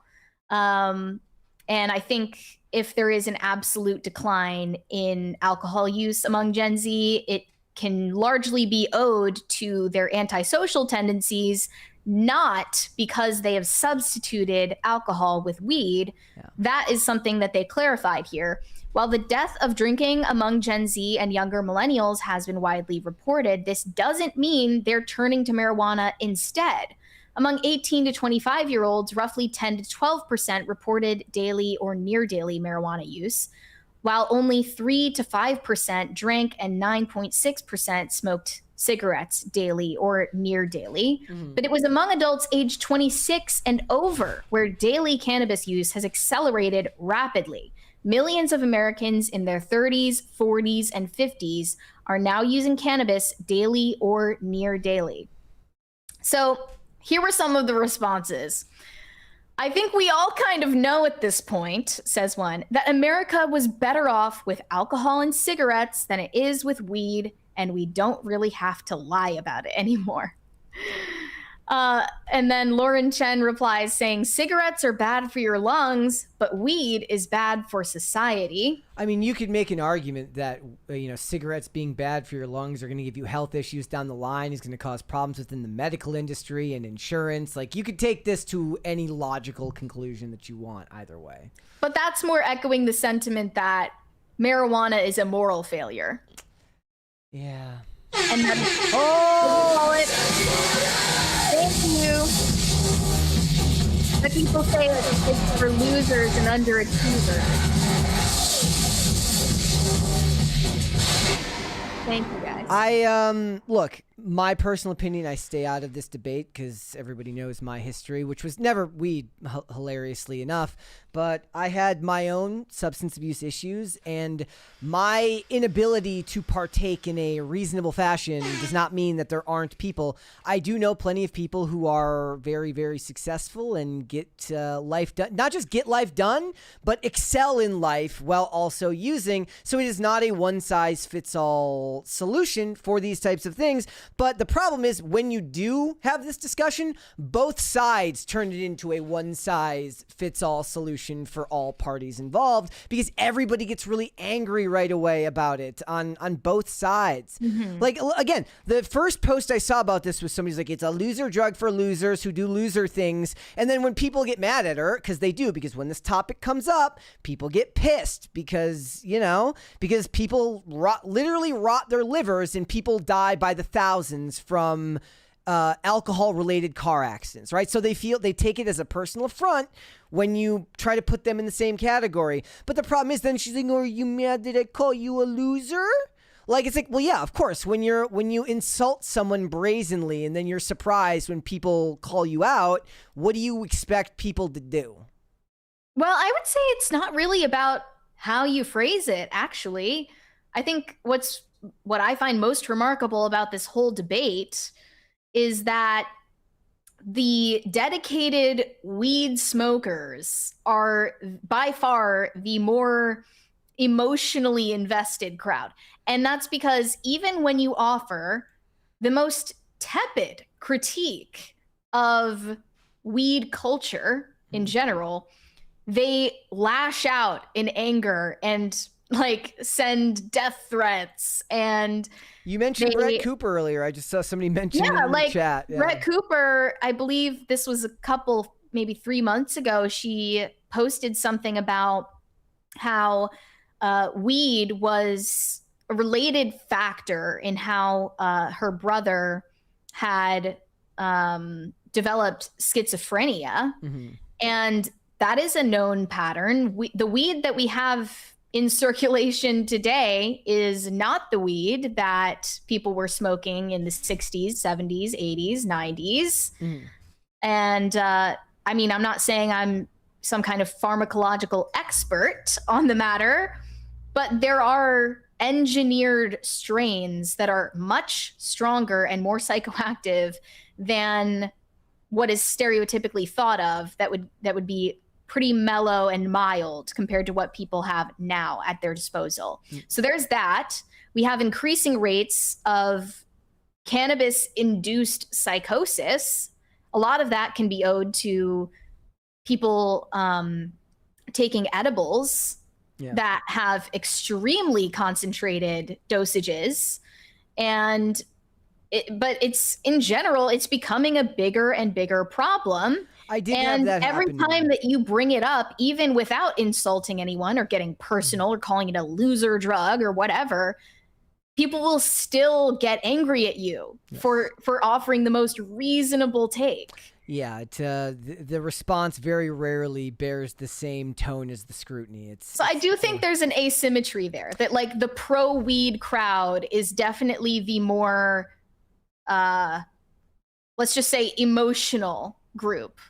When it comes to this, I wonder if the Brett Cooper one was tied a little bit to the fact that people felt like the Brett Coopers of the world represented like this ushering in of a new type of right-wing politics that might not be so stodgy as they say on things like that, and they kind of felt like it was shattering their view of the way things are now, because it's more reminiscent of the old guard being anti pretty much everything, and they also the moral majority. Yeah, exactly, right? Like maybe it kind of shattered a little bit of an illusion there that wasn't real, but they kind of built it up in their minds. Yeah, but I remember her being like raked over the coals on X for days as a result of tweeting that, and she did so without insulting or debasing anybody. She was just offering a firsthand experience from her own life, from someone that a loved one of hers going through this, and people were accusing her of lying about it, of taking money from some kind of lobby for saying it. And it does seem like there is a little bit of an overcompensation on the part of the pro-weed crowd, because they're not willing to hear even the most reasonable take on the matter. And I mean, there's almost like a religious devotion to it. Mm-hmm. We have a 20. We have a 20 from the Greek heel who says, "Mary's right. Weed makes you lazy, kind of crazy, and underachieving. Be sober and happy. Stay in school, kids. Don't end up like I did." Look, I for one can attest to the fact that for me, my life works because I cannot afford to have any vices. And I need to be clear-headed at all times because I don't have the ability to moderate. But that is a me problem. And depending on how free market you are, on these things. I did see one of the funniest ones was like greedy politicians lobbied for weed to be legal, thinking that they were going to get a bunch of tax revenue, not taking into account that people would want to work less, which would mean less tax revenue. I thought that was really funny, but I always stay out of this debate because, like I said, I do know plenty of people who, use in moderation, are far more successful in their lives than I am. So who am I to tell that guy what to do? I understand that that is an acute take. That is a very specific take, but it's not like my goal is not to make grand statements about whether it's all good or bad. I just know that it is what it is for me. Well, I have grand statements. I know. I am anti-weed. Unequivocally, I've never used weed in any form. I never will. Never have, never will. I am totally 100% against it. I would advise anyone against it. And I think that people do undersell the risks, to say the least. We have enough anxiety problems in this country as it is. And I think that is only, I think an abuse of this substance is only exacerbating that problem because it causes more anxiety and paranoia in people. It's an unknown quantity, I think, especially because you hear firsthand accounts from people who used weed without any, negative side effects for years, and suddenly at one point it sends them off the edge and they never use it again. And that can be incredibly traumatizing. On top of all that, smells horrible, hate it. that is just a public that's something that like we have to deal with now. Like walking around in public, I have to smell weed. I don't want to. I think it's unpleasant. So look, if you're looking for a more strong-willed stance, I will say that if you must take something for anxiety, I would rather somebody be taking weed for anxiety than taking any sort of benzodiazepine. Benzodiazepine withdrawal can kill you, and they prescribe it like candy, just like they do with antidepressants, which I'm sure people in the chat understand. It's unbelievably difficult to get off of these drugs, and they are pushed on society as if they are really, really easy, quick fixes to serious problems. So the problem is, I think a lot of times when people have this discussion, it becomes a whataboutism on both sides.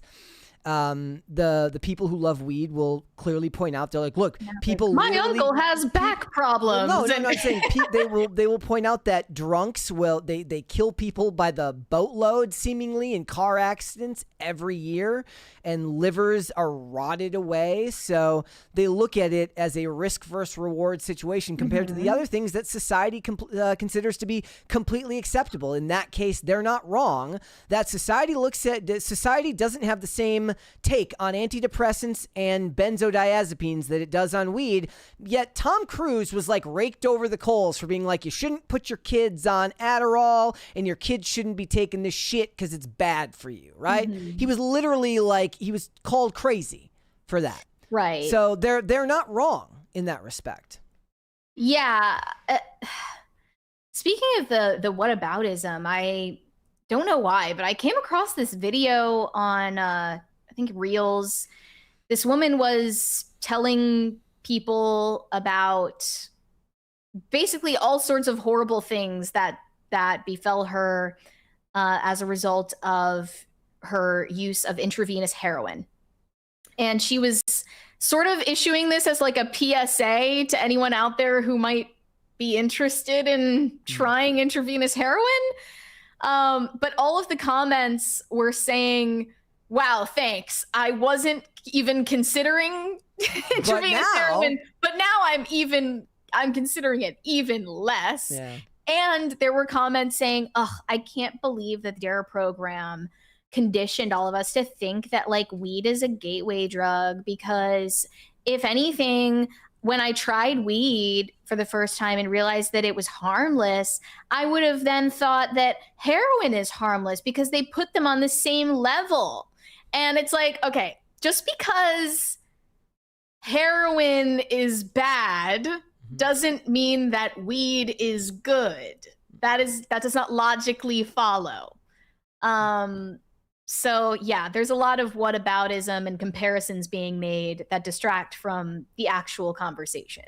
Yep, it's very interesting. Especially, like, I find it fascinating because for me, it's just like I can only look at it through the lens of my own my life experience, right? And all the mistakes that I made and the life I live now to get to make the progress that I had to make to get over all of that and to get past it and to move on with my life and to be a better person required me to shed all that and be completely sober.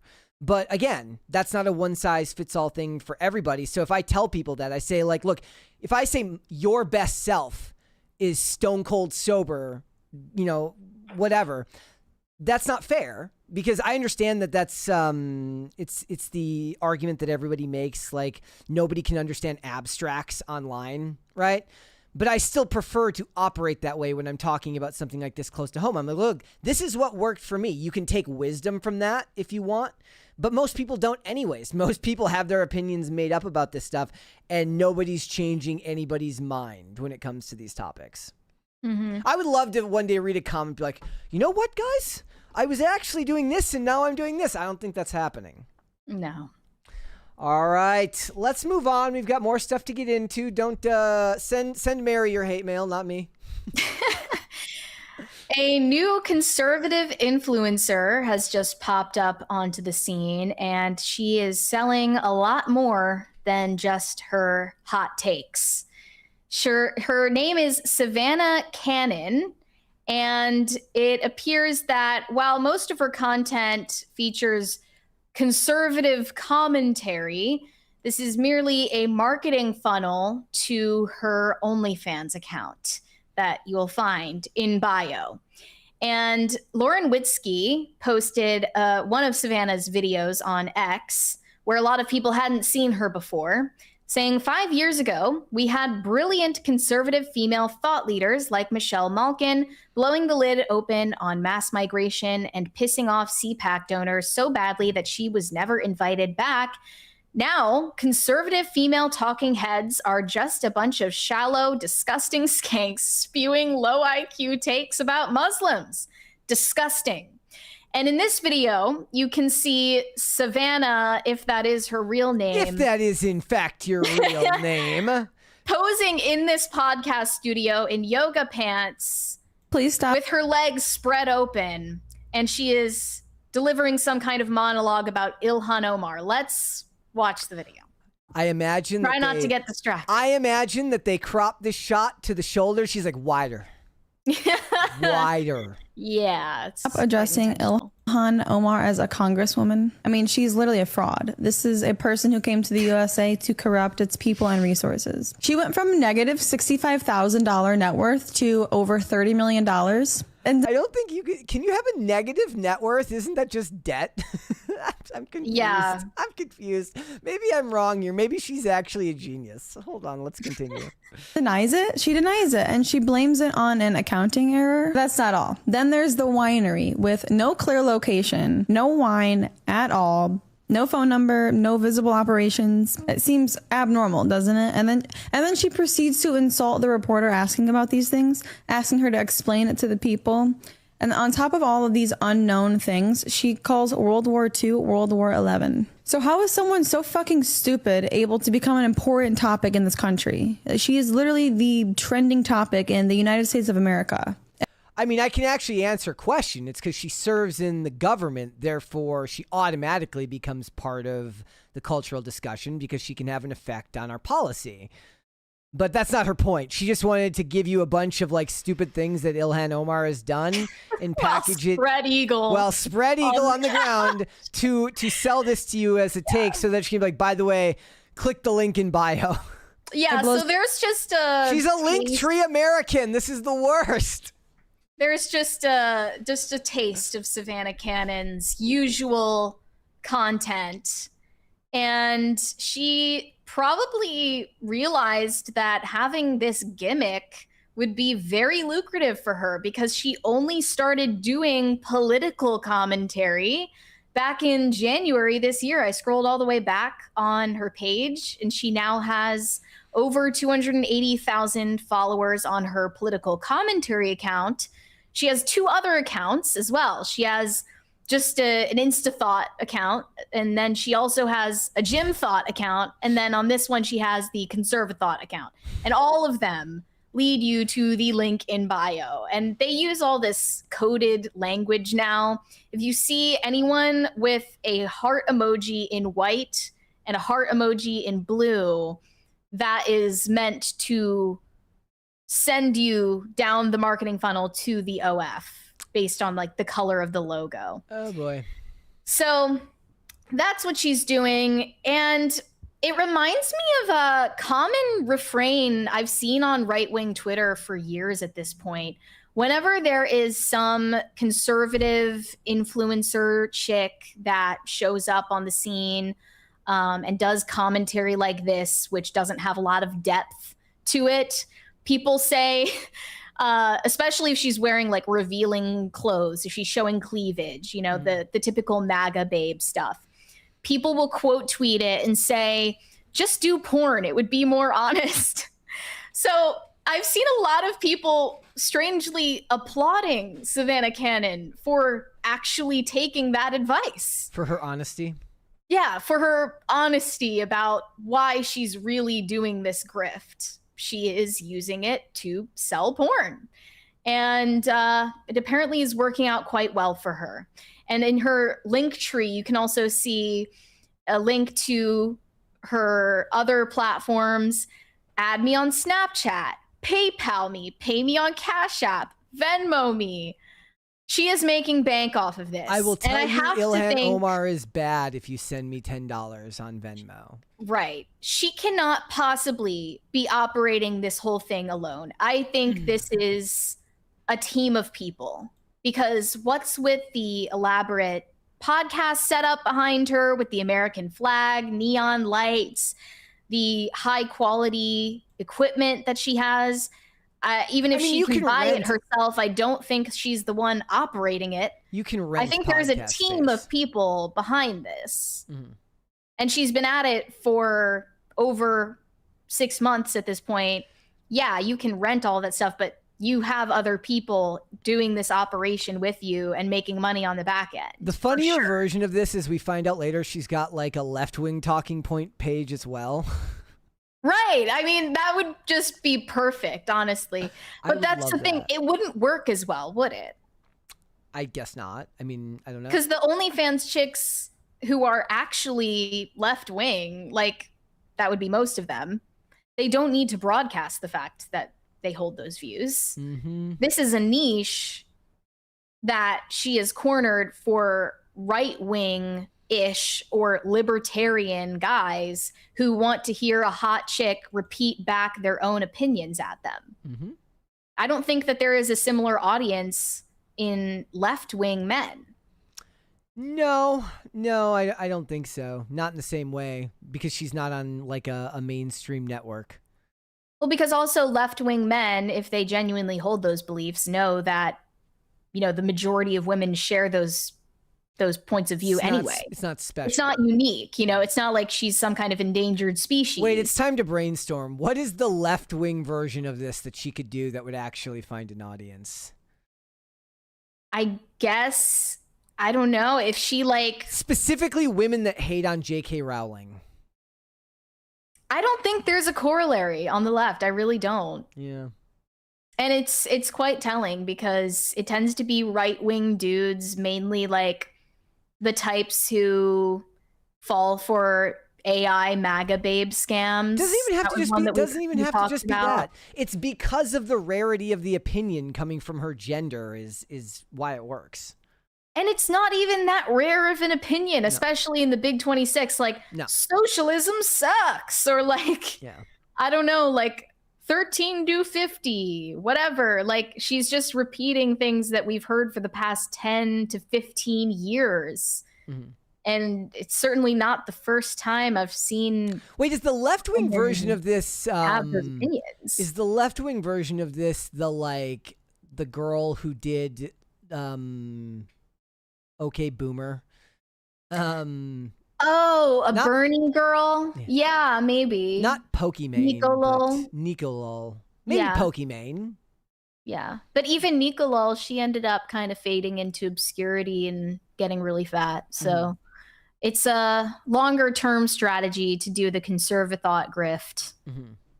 The Bernie girl had an appeal to right-wing men as well, mainly though. I want to meet with the videographer who she's just like, widen the shot. Wider. Yeah, this one reply with a bunch of like screenshots of her doing this exact same pose said, I am dead. She's delivering 2010's talking points while cooter mogging. Don't hate the player, hate the game. Look, there's money to be made. And by the way, she posted about this on her story after it started trending on X, and I have to play this. Guys, it's a beautiful night. Hope you guys are enjoying all my videos, looking at my cooter and getting a good laugh in tonight. So she is aware of the conversation that's taking place right now, but she's not showing up to vindicate herself and insist that, you know, these are truly her deeply held values. Yes. And I don't think it matters. I don't think that the guys paying for her OF even care all that much. It's sort of like the parasocial relationship aspect of it. They don't care if it's an illusion. They don't care if they're actually DMing some Indian guy on the, you know, as long as there's an illusion that you're talking to the girl and that you have some kind of connection with her, that's enough to kind of suspend disbelief. Reality doesn't matter. It's just an escapist fantasy for them. All right, let's go to Super Chats then, ladies and gentlemen. All right. Brian Bledsoe said, wanted to ask you both, if you liked a movie in theaters, would you not see it again because of the cost or another reason? It would have to be very good to see it again in theaters. Even if it were free, I wouldn't see it again just for the sake of seeing it twice. I wouldn't. Yeah. Most things I watch are not worth watching again anyway. But even if I liked it, I wouldn't decide to go see it again for free. It's the time cost. It's I loved F1, but I'm not going to rewatch it at home because it's just not the same as seeing it in theaters. But I also didn't go see it again in the theaters, but I loved it. But that's like, I don't want to watch a movie with those visuals on a smaller screen. Oddly enough, the only movie that I've rewatched in the last couple of years was Equalizer 3. Like the only new movie that I've rewatched in recent years is Top Gun. I guess I rewatched Top Gun Maverick, but other than that, I don't really rewatch a lot of the stuff that I've reviewed in the last couple of years. Yeah, and for me, the movies I like the most are not the kind that, you know, you feel the need to watch on a big screen. Because I focus more on like dialogue. Sheep detectives at home at some point. Yeah, that one is definitely not one I would see in theaters multiple times. Shane H. Wilder said, bad boys, what you gonna do? What you gonna do when PCC comes for you? Exactly. They've all been exposed. Their careers are over. Did you get this other one from Brian Bledsoe, or did I miss it? Is there another one in? Maybe it's the next there? one for you. I didn't see. Just Curious. Starts That's with just what Isn't that the one I just read? Did you go? Okay, because that was 2 super chats. I wasn't sure if you read the first one and the second. About one. the movies. Yeah. Multiple times. Yeah. Shane said, update: the Sexbot school marm is on pause because parents are pissed. Who'd have thought that parents would be upset with clankers with DSLs teaching kids? I am overjoyed and honestly shocked to learn this information, Shane. That the opinions of parents actually still matter in some regard. I was not expecting that. I mean, it was still crazy. I brought that up when I was on IRL with the guest who's native patriot, and I mentioned that it was being that the test program was being done on an Indian reservation. Right. And he knew about it. He knew what I was talking about. And yeah. Yep. What did he say? He's like, yeah, it's fucking awful. Well, I guess the parents are winning at least one battle. I hope that they don't just put it on pause but cancel the entire thing, because it sounds like a horrible idea all around. Corey Anderson said 30 Seconds to Mars is a band. That is not how long it takes to get there. Yep. Thank you for the clarification. Robert DeLera said the director is the boss on the set, not the actors.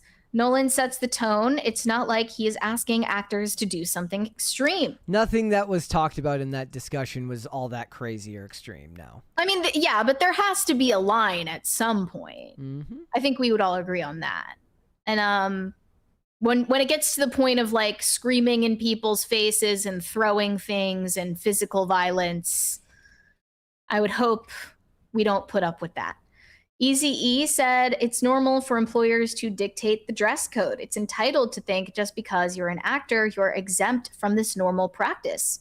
I also, look, I didn't take how it was being phrased as the actor overtly complaining. They weren't making they think it's cute. Yeah, they weren't making a huge deal out of it. They if think anything, it's it was like funny. it was that dork making it about sexism. Mm-hmm. I think it's mostly people who have never been on a film set before that take issue with it, but they're also not acknowledging the fact that people are getting paid millions of dollars. And those those are hardworking people. Like the Matt Damons of the world, they don't just sit around. They're not just acting, they're writing. They've got their production companies. These are busy people because they're at the top of the industry.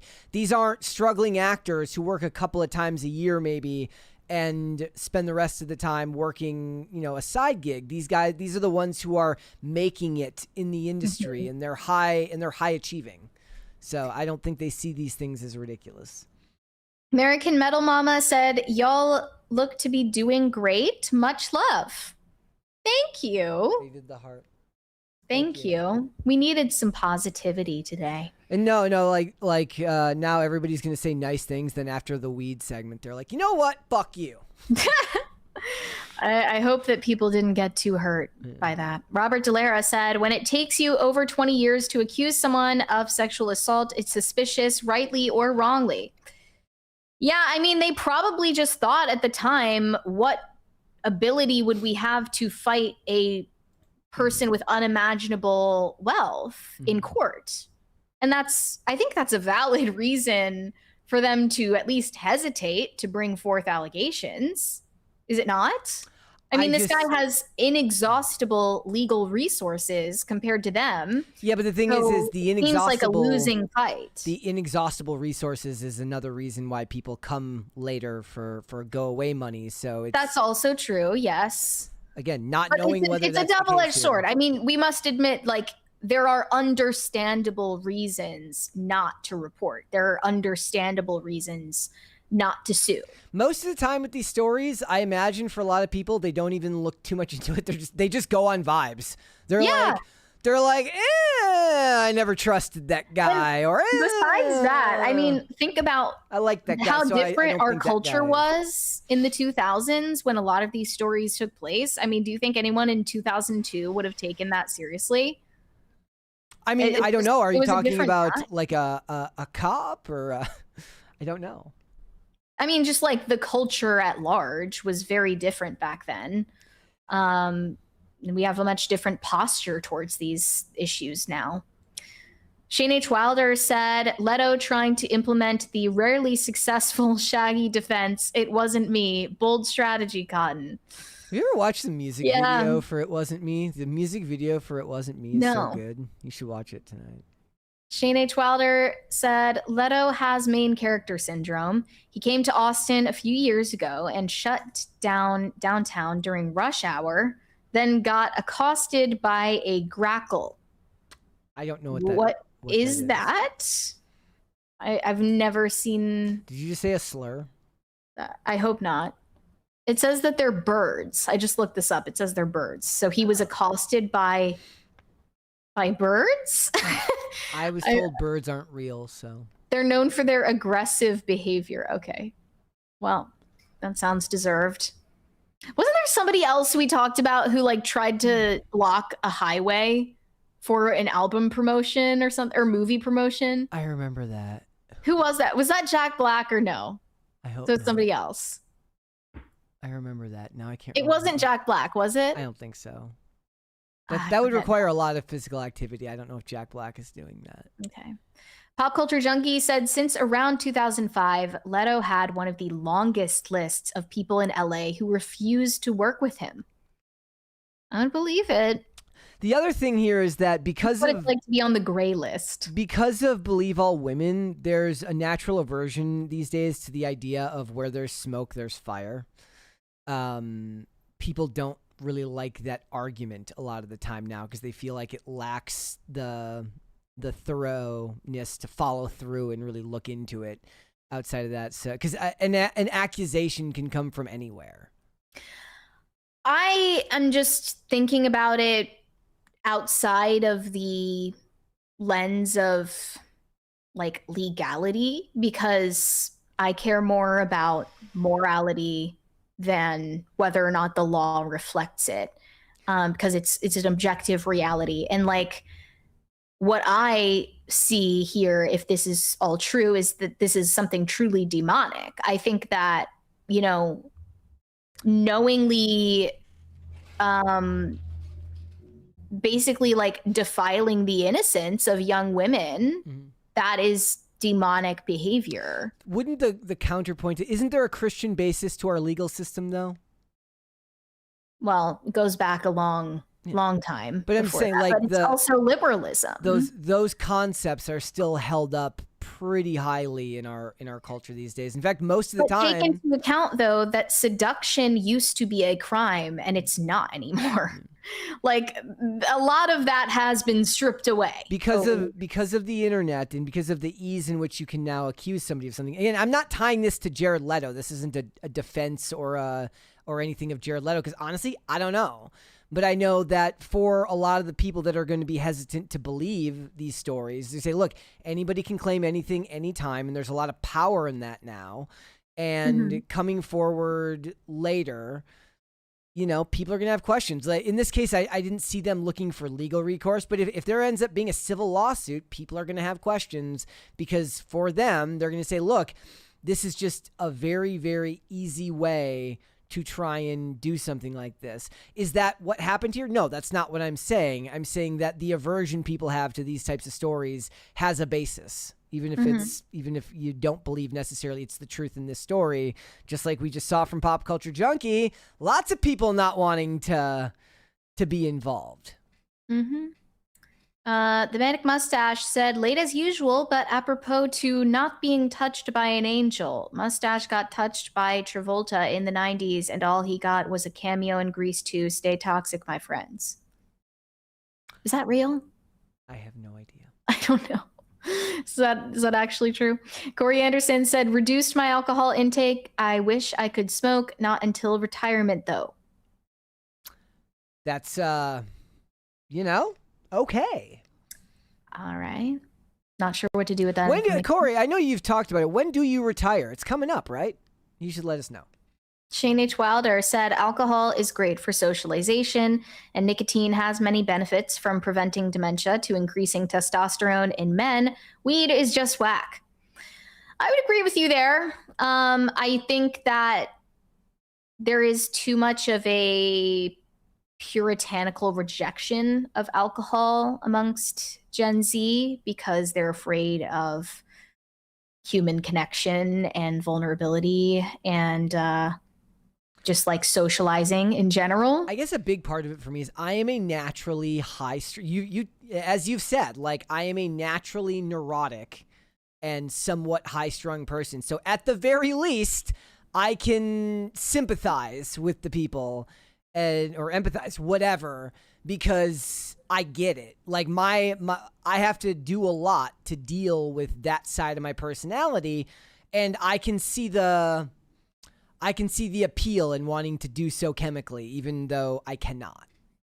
I think, though, for the average person, there is nothing wrong with having a couple of drinks, you know, every once in a while. It's obviously you shouldn't drink every day. I don't think you should drink alone, with few exceptions, but that's just common sense. I think also alcohol used to be part of daily life in pre-modern times in a way that it's not now. And it's almost like because we've sectioned it off as like this is alcohol instead of looking at it as a beverage like wine, beer, mead, mixing it with water, things like that.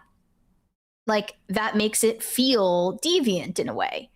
And perhaps like the mindset shift that has taken place isn't really helpful. And that's it. Like for me specifically, drugs used to really, really exacerbate the worst aspects of my personality, which would be my solitary and more introverted personality. So it took that and made it way worse. So all that stuff, it's just I couldn't do it. But not everybody's like that. Manic Attack said if you're going schizo from weed, you need to suck it up, lock in, and stop being such a beta. Hey, are you dealing with psychosis? Have you ever thought about not whining about it? Be a man. Yeah. The Greek Heel said Mary's right. Weed makes you lazy, kind of crazy, and underachieving. I you read this one earlier. Yeah. Garrett Lancaster said something to consider with weed use is that some of those people are only consuming CBD for the anti-inflammation and not just vice usage. Well, I don't think they would respond positively to the question on a survey if they were only using CBD, which is legal. I doubt that accounts for a large number of the people who reported smoking weed daily. Corey Anderson said, I have a huge amount of respect for Brett Cooper. Unlike those weed doers. Corey Anderson said, in my teens, I smoked weed all the time. You're correct about how stoners react to being called out about it. I think it is safer than alcohol, though. I disagree wholeheartedly. It's the okay. He also says God created marijuana, use it in moderation. Okay, God created all plants, and just because something comes from a plant doesn't mean that you should smoke or eat it. That's pretty obvious to me. That's a moot argument. You were saying something? Already forgot. Unimportant. Was it about weed? I don't know. Probably. Look, the thing is though, is that there's so much evidence now that look, alcohol withdrawal can kill you. Liver, destroying your liver can, is terrible for you. And you're going to die, right? You're going to need a liver replacement, and they're not going to get it for you if you have a history of alcoholism. And I still remember the story, like I'm talking 2 decades ago, reading this report in a local newspaper in Minnesota about them opening wet houses where alcoholics that were homeless could literally just go there to drink and die. They would not pay for your alcohol, but you were allowed to drink there, even though you had been to rehab 15, 16, 17 times. It was basically, you are allowed to go here and die. And the state should never be subsidizing something like that. And that is the extreme end of the scale that people are talking about, that alcoholism is a very serious problem. And the people who are smoking weed daily, they just don't see it as the same thing, and it's not the same thing. Even though I do think that a lot of people tend to be sort of naive about whether it's at the very least psychologically addictive or can cause issues with your appetite and things like that when you have to go off of it. All those things, fine. But the corresponding issues with alcohol, just like with benzo withdrawal, just like with opiates, and thank you. It's just not the same.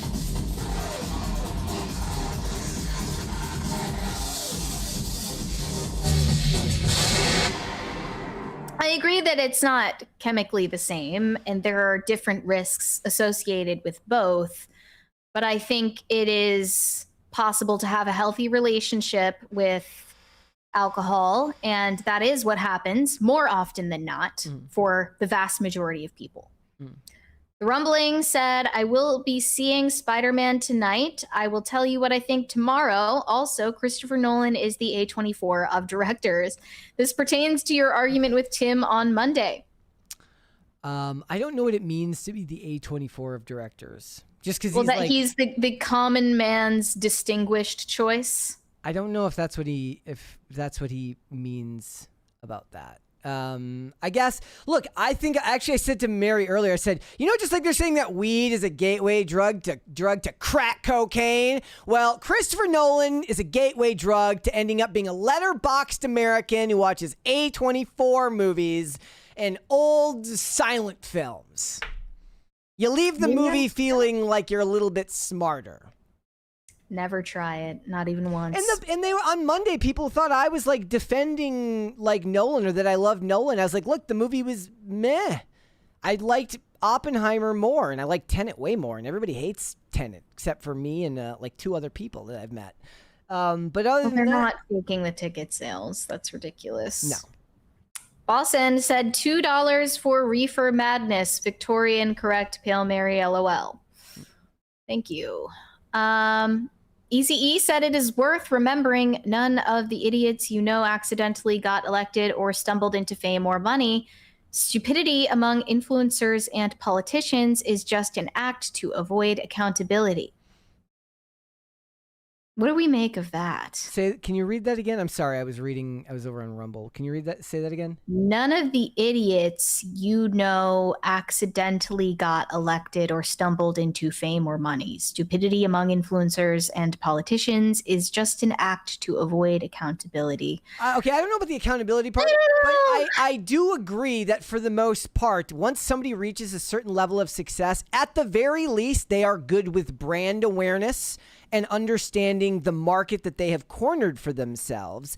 And you could make the argument, and I don't think it's very fair, that maybe some of them are wholly being controlled by some evil guy behind the scenes who's doing all of it. I don't buy that either. I think at the very least, the vast majority of them, they are smart. They're just not smart in a way that people think of. It's like when we had that, I don't remember who it was, when they were like, it's so hard being an influencer. Like, you got to be up on the trends. Who are we? It was like Sophie Rain. Michaela Nogueira. It was like Sophie Rain too. She's like, you got to know all the trends, and you gotta know how to talk to people. Like, and everyone's just like, okay, right? Like, they're not technically wrong, but it's the same thing I say when we talk about this show. There are days where this job annoys me, but complaining about that is a moot point because it's a cool job, so people would never have sympathy for you because your cool job annoyed you one day. Well, I don't think OnlyFans is a cool job, to be honest. I'm just saying it's outside the traditional experience of the average worker. Yeah. Yeah.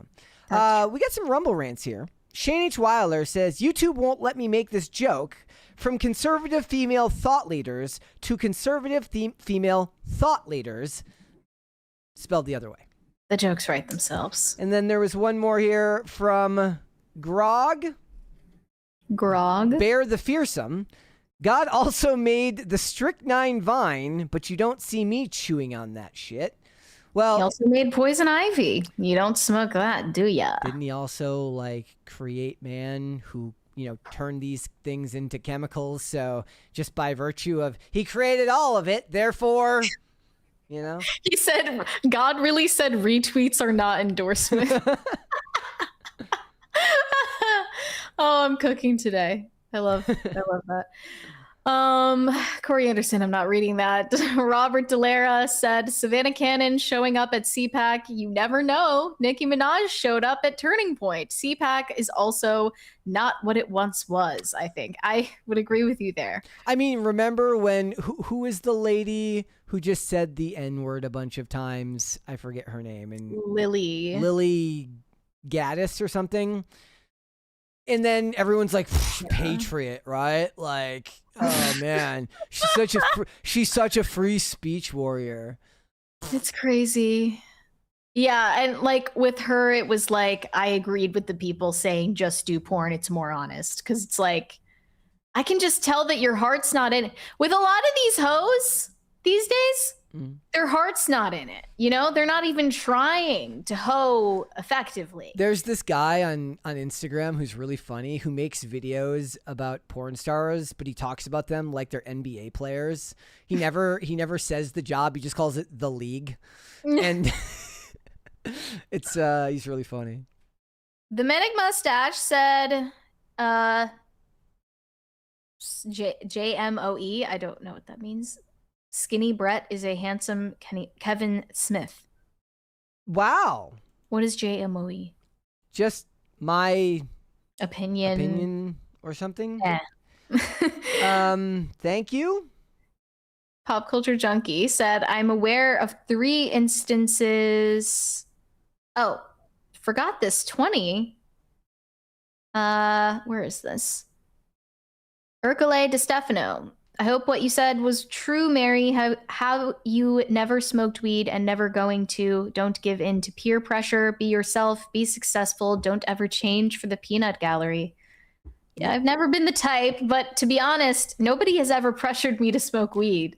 Never. So when I got sober, nobody was ever like, bro, that's so lame. Like, or in a lifetime where it's like, where if I went to a party and they're like, you want to drink or smoke, and I'd say no, they'd be like, good for you. Like, I never heard anything other than good for you. I never heard like, bro, buzzkill. Maybe it's just the, kind of people I grew up around. I don't know, because I'm sheltered. I didn't personally know anyone who smoked weed in high school or college. But if they did not tell anybody about it because they were worried about being judged and shamed for it. If anything, the peer pressure was in the opposite direction. So no one ever like opened a trench coat and offered me a bunch of weed at some point. And I was like, no, stop right there. That never happened. Pop Culture Junkie said, I'm aware of 3 instances of up-and-coming actresses who dropped out of big projects after Leto was cast. Makes sense. Well, good for them. Maybe they just didn't want those used condoms being mailed to them. Maybe that's what it was. Yeah, it's not pleasant. Shane H. Wilder said, a grackle is a blackbird that doesn't tweet so much as screeches like nails on a chalkboard. They're the Rick James FYO couch of the bird kingdom. Thank you for educating me on that. I had never heard of them before. Corey Anderson said, I would only trust my wife's word without proof. Well, like related to Jared Leto. Yeah. If she told you that Jared Leto sexted her inappropriately, yes. Corey Anderson said, all I know is I was able to stop smoking weed cold turkey, but I need meds to stop drinking. Maybe it is anecdotal. I don't know. I don't think that's, I mean, it is technically anecdotal because you're giving us like a personal story. Anecdote. But in general, that is definitely a far more common story. Like, it's just, you're not going to see the same type of withdrawal from it. So. Shane H. Wilder said, don't knock old silent films, FA24 though. I've only seen a couple of silent films in my life. I don't know if I have the attention span at this point. I think I'm too cooked. Can I watch silent shorts? Like, I have seen silent shorts actually. Brian Bledsoe said, not a fan of Hanlon's razor, just use it as cover. What? Hanlon's law, which is never attribute to malice what is more adequately explained by incompetence. Oh, okay. But that kind of frames it as though stupidity and malice are mutually exclusive when they coexist just fine. Jasmine Crockett, for instance, just to name one. Yeah. Like, she is stupid and evil at the same time. Yeah, but the thing is the general idea is to assume with evil comes intentionality, which belies the stupidity. Like the idea is like it's weird. She can be simultaneously both stupid but malicious and pointed in her behavior. So what is it? Is she? Well, it's also that evil darkens the intellect. Like leaning into your most base desires makes you stupid. Oddly enough, all of these discussions are way more common when you're stoned. These conversations we're having right now are the ones that stoners have. See, that's how I know that weed would like destroy my brain, because I don't know, the questions that people joke about asking when they're high are questions I ask all the time anyway, sober. So I think I would probably spiral if I ever did smoke weed. Yeah. Shane H. Wilder said, I never smoked the weeds and only knew one person in high school who did. We made him stop because he would leave parties to go score. Well, it's also, it's not safe anymore. Just practically speaking, you know, if you're buying it off of a friend or something, you never know what you're buying these days. I mean, it's not something to experiment with casually. That's more of an issue for pills these days. That's just more of an issue for, you don't know. I know somebody who smoked weed that was laced with fentanyl and almost died. Yeah. It's far more common than people seem to realize. Yes, it's a problem with pills as well, but it's far from, you know, an uncommon experience these days. Jesse Guest said, my friend's cousin died from alcohol detox. He had a massive seizure and passed. Yep. It's I'm sorry for your friend's cousin. And do we have more super chats? There's one more here from High Voltage 75. Says, thoughts on the new NFL pop singer power couple, Justin Herbert and Madison Beer's engagement. Will they also wed at Madison Square Garden? I doubt it. I don't know if Madison Beer rates a Madison Square Garden. The thing is, now it's the like Madison Beer Garden. She's with an NFL guy, right? So her career is a flop. So he's definitely the breadwinner. The dynamic is totally different. Wait, why does that mean her career flopped? She not touring? No, her career was already a flop before she was with this guy. It's just always been a flop. She's always flopped. It's not really her fault. She's a good singer. She just never really saw much success with it. That's fine though. I've noticed people are worried that they got engaged too fast. Since I think they said they were dating for less than a year or something. I don't remember exactly the details, but she doesn't have a great track record when it comes to, you know, selecting who to date. So I hope that this one works out for her. But yeah, she doesn't have a great track record. Okay, a couple more here. Ericole DeStefano says, can't trust the corporate weed game either. Corporate weed game? Just the legalized weed game. Oh. Shane H. Wilder says, Brett, the silent comedies of Harold Lloyd are relatively short, most less than 30 minutes. I enjoy silent films, but I have to be in the mood. I doubt that Brett's going to get into silent films unexpectedly, but, you know, maybe he will. Maybe he's full of surprises. He contains multitudes. I just learned that there is a dialogue boost option on Amazon Prime. It only works like a quarter of the time. It makes the dialogue louder so that, like, when the explosion happens. Way. Yeah. The fact that feature even needs to exist says so much. Yep. And I can't honestly say that it works that well. It's kind of shitty, actually. Like there was a couple episodes that it seemed like for some episodes, and I'm talking like the same show, for some episodes it worked and for other episodes it didn't. It's like sometimes the skip intro or the skip recap button doesn't work or doesn't show up on screen. No, okay, so the thing is this is another thing I've noticed.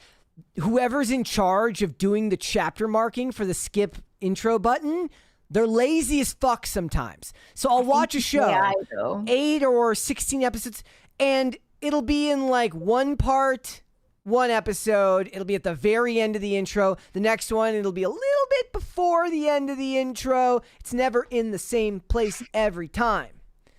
This is like the definition of a first world problem. This is like me complaining about getting free Peacock with ads. You're valid. This is Don't let them silence you. This is absolutely first world problems. All right.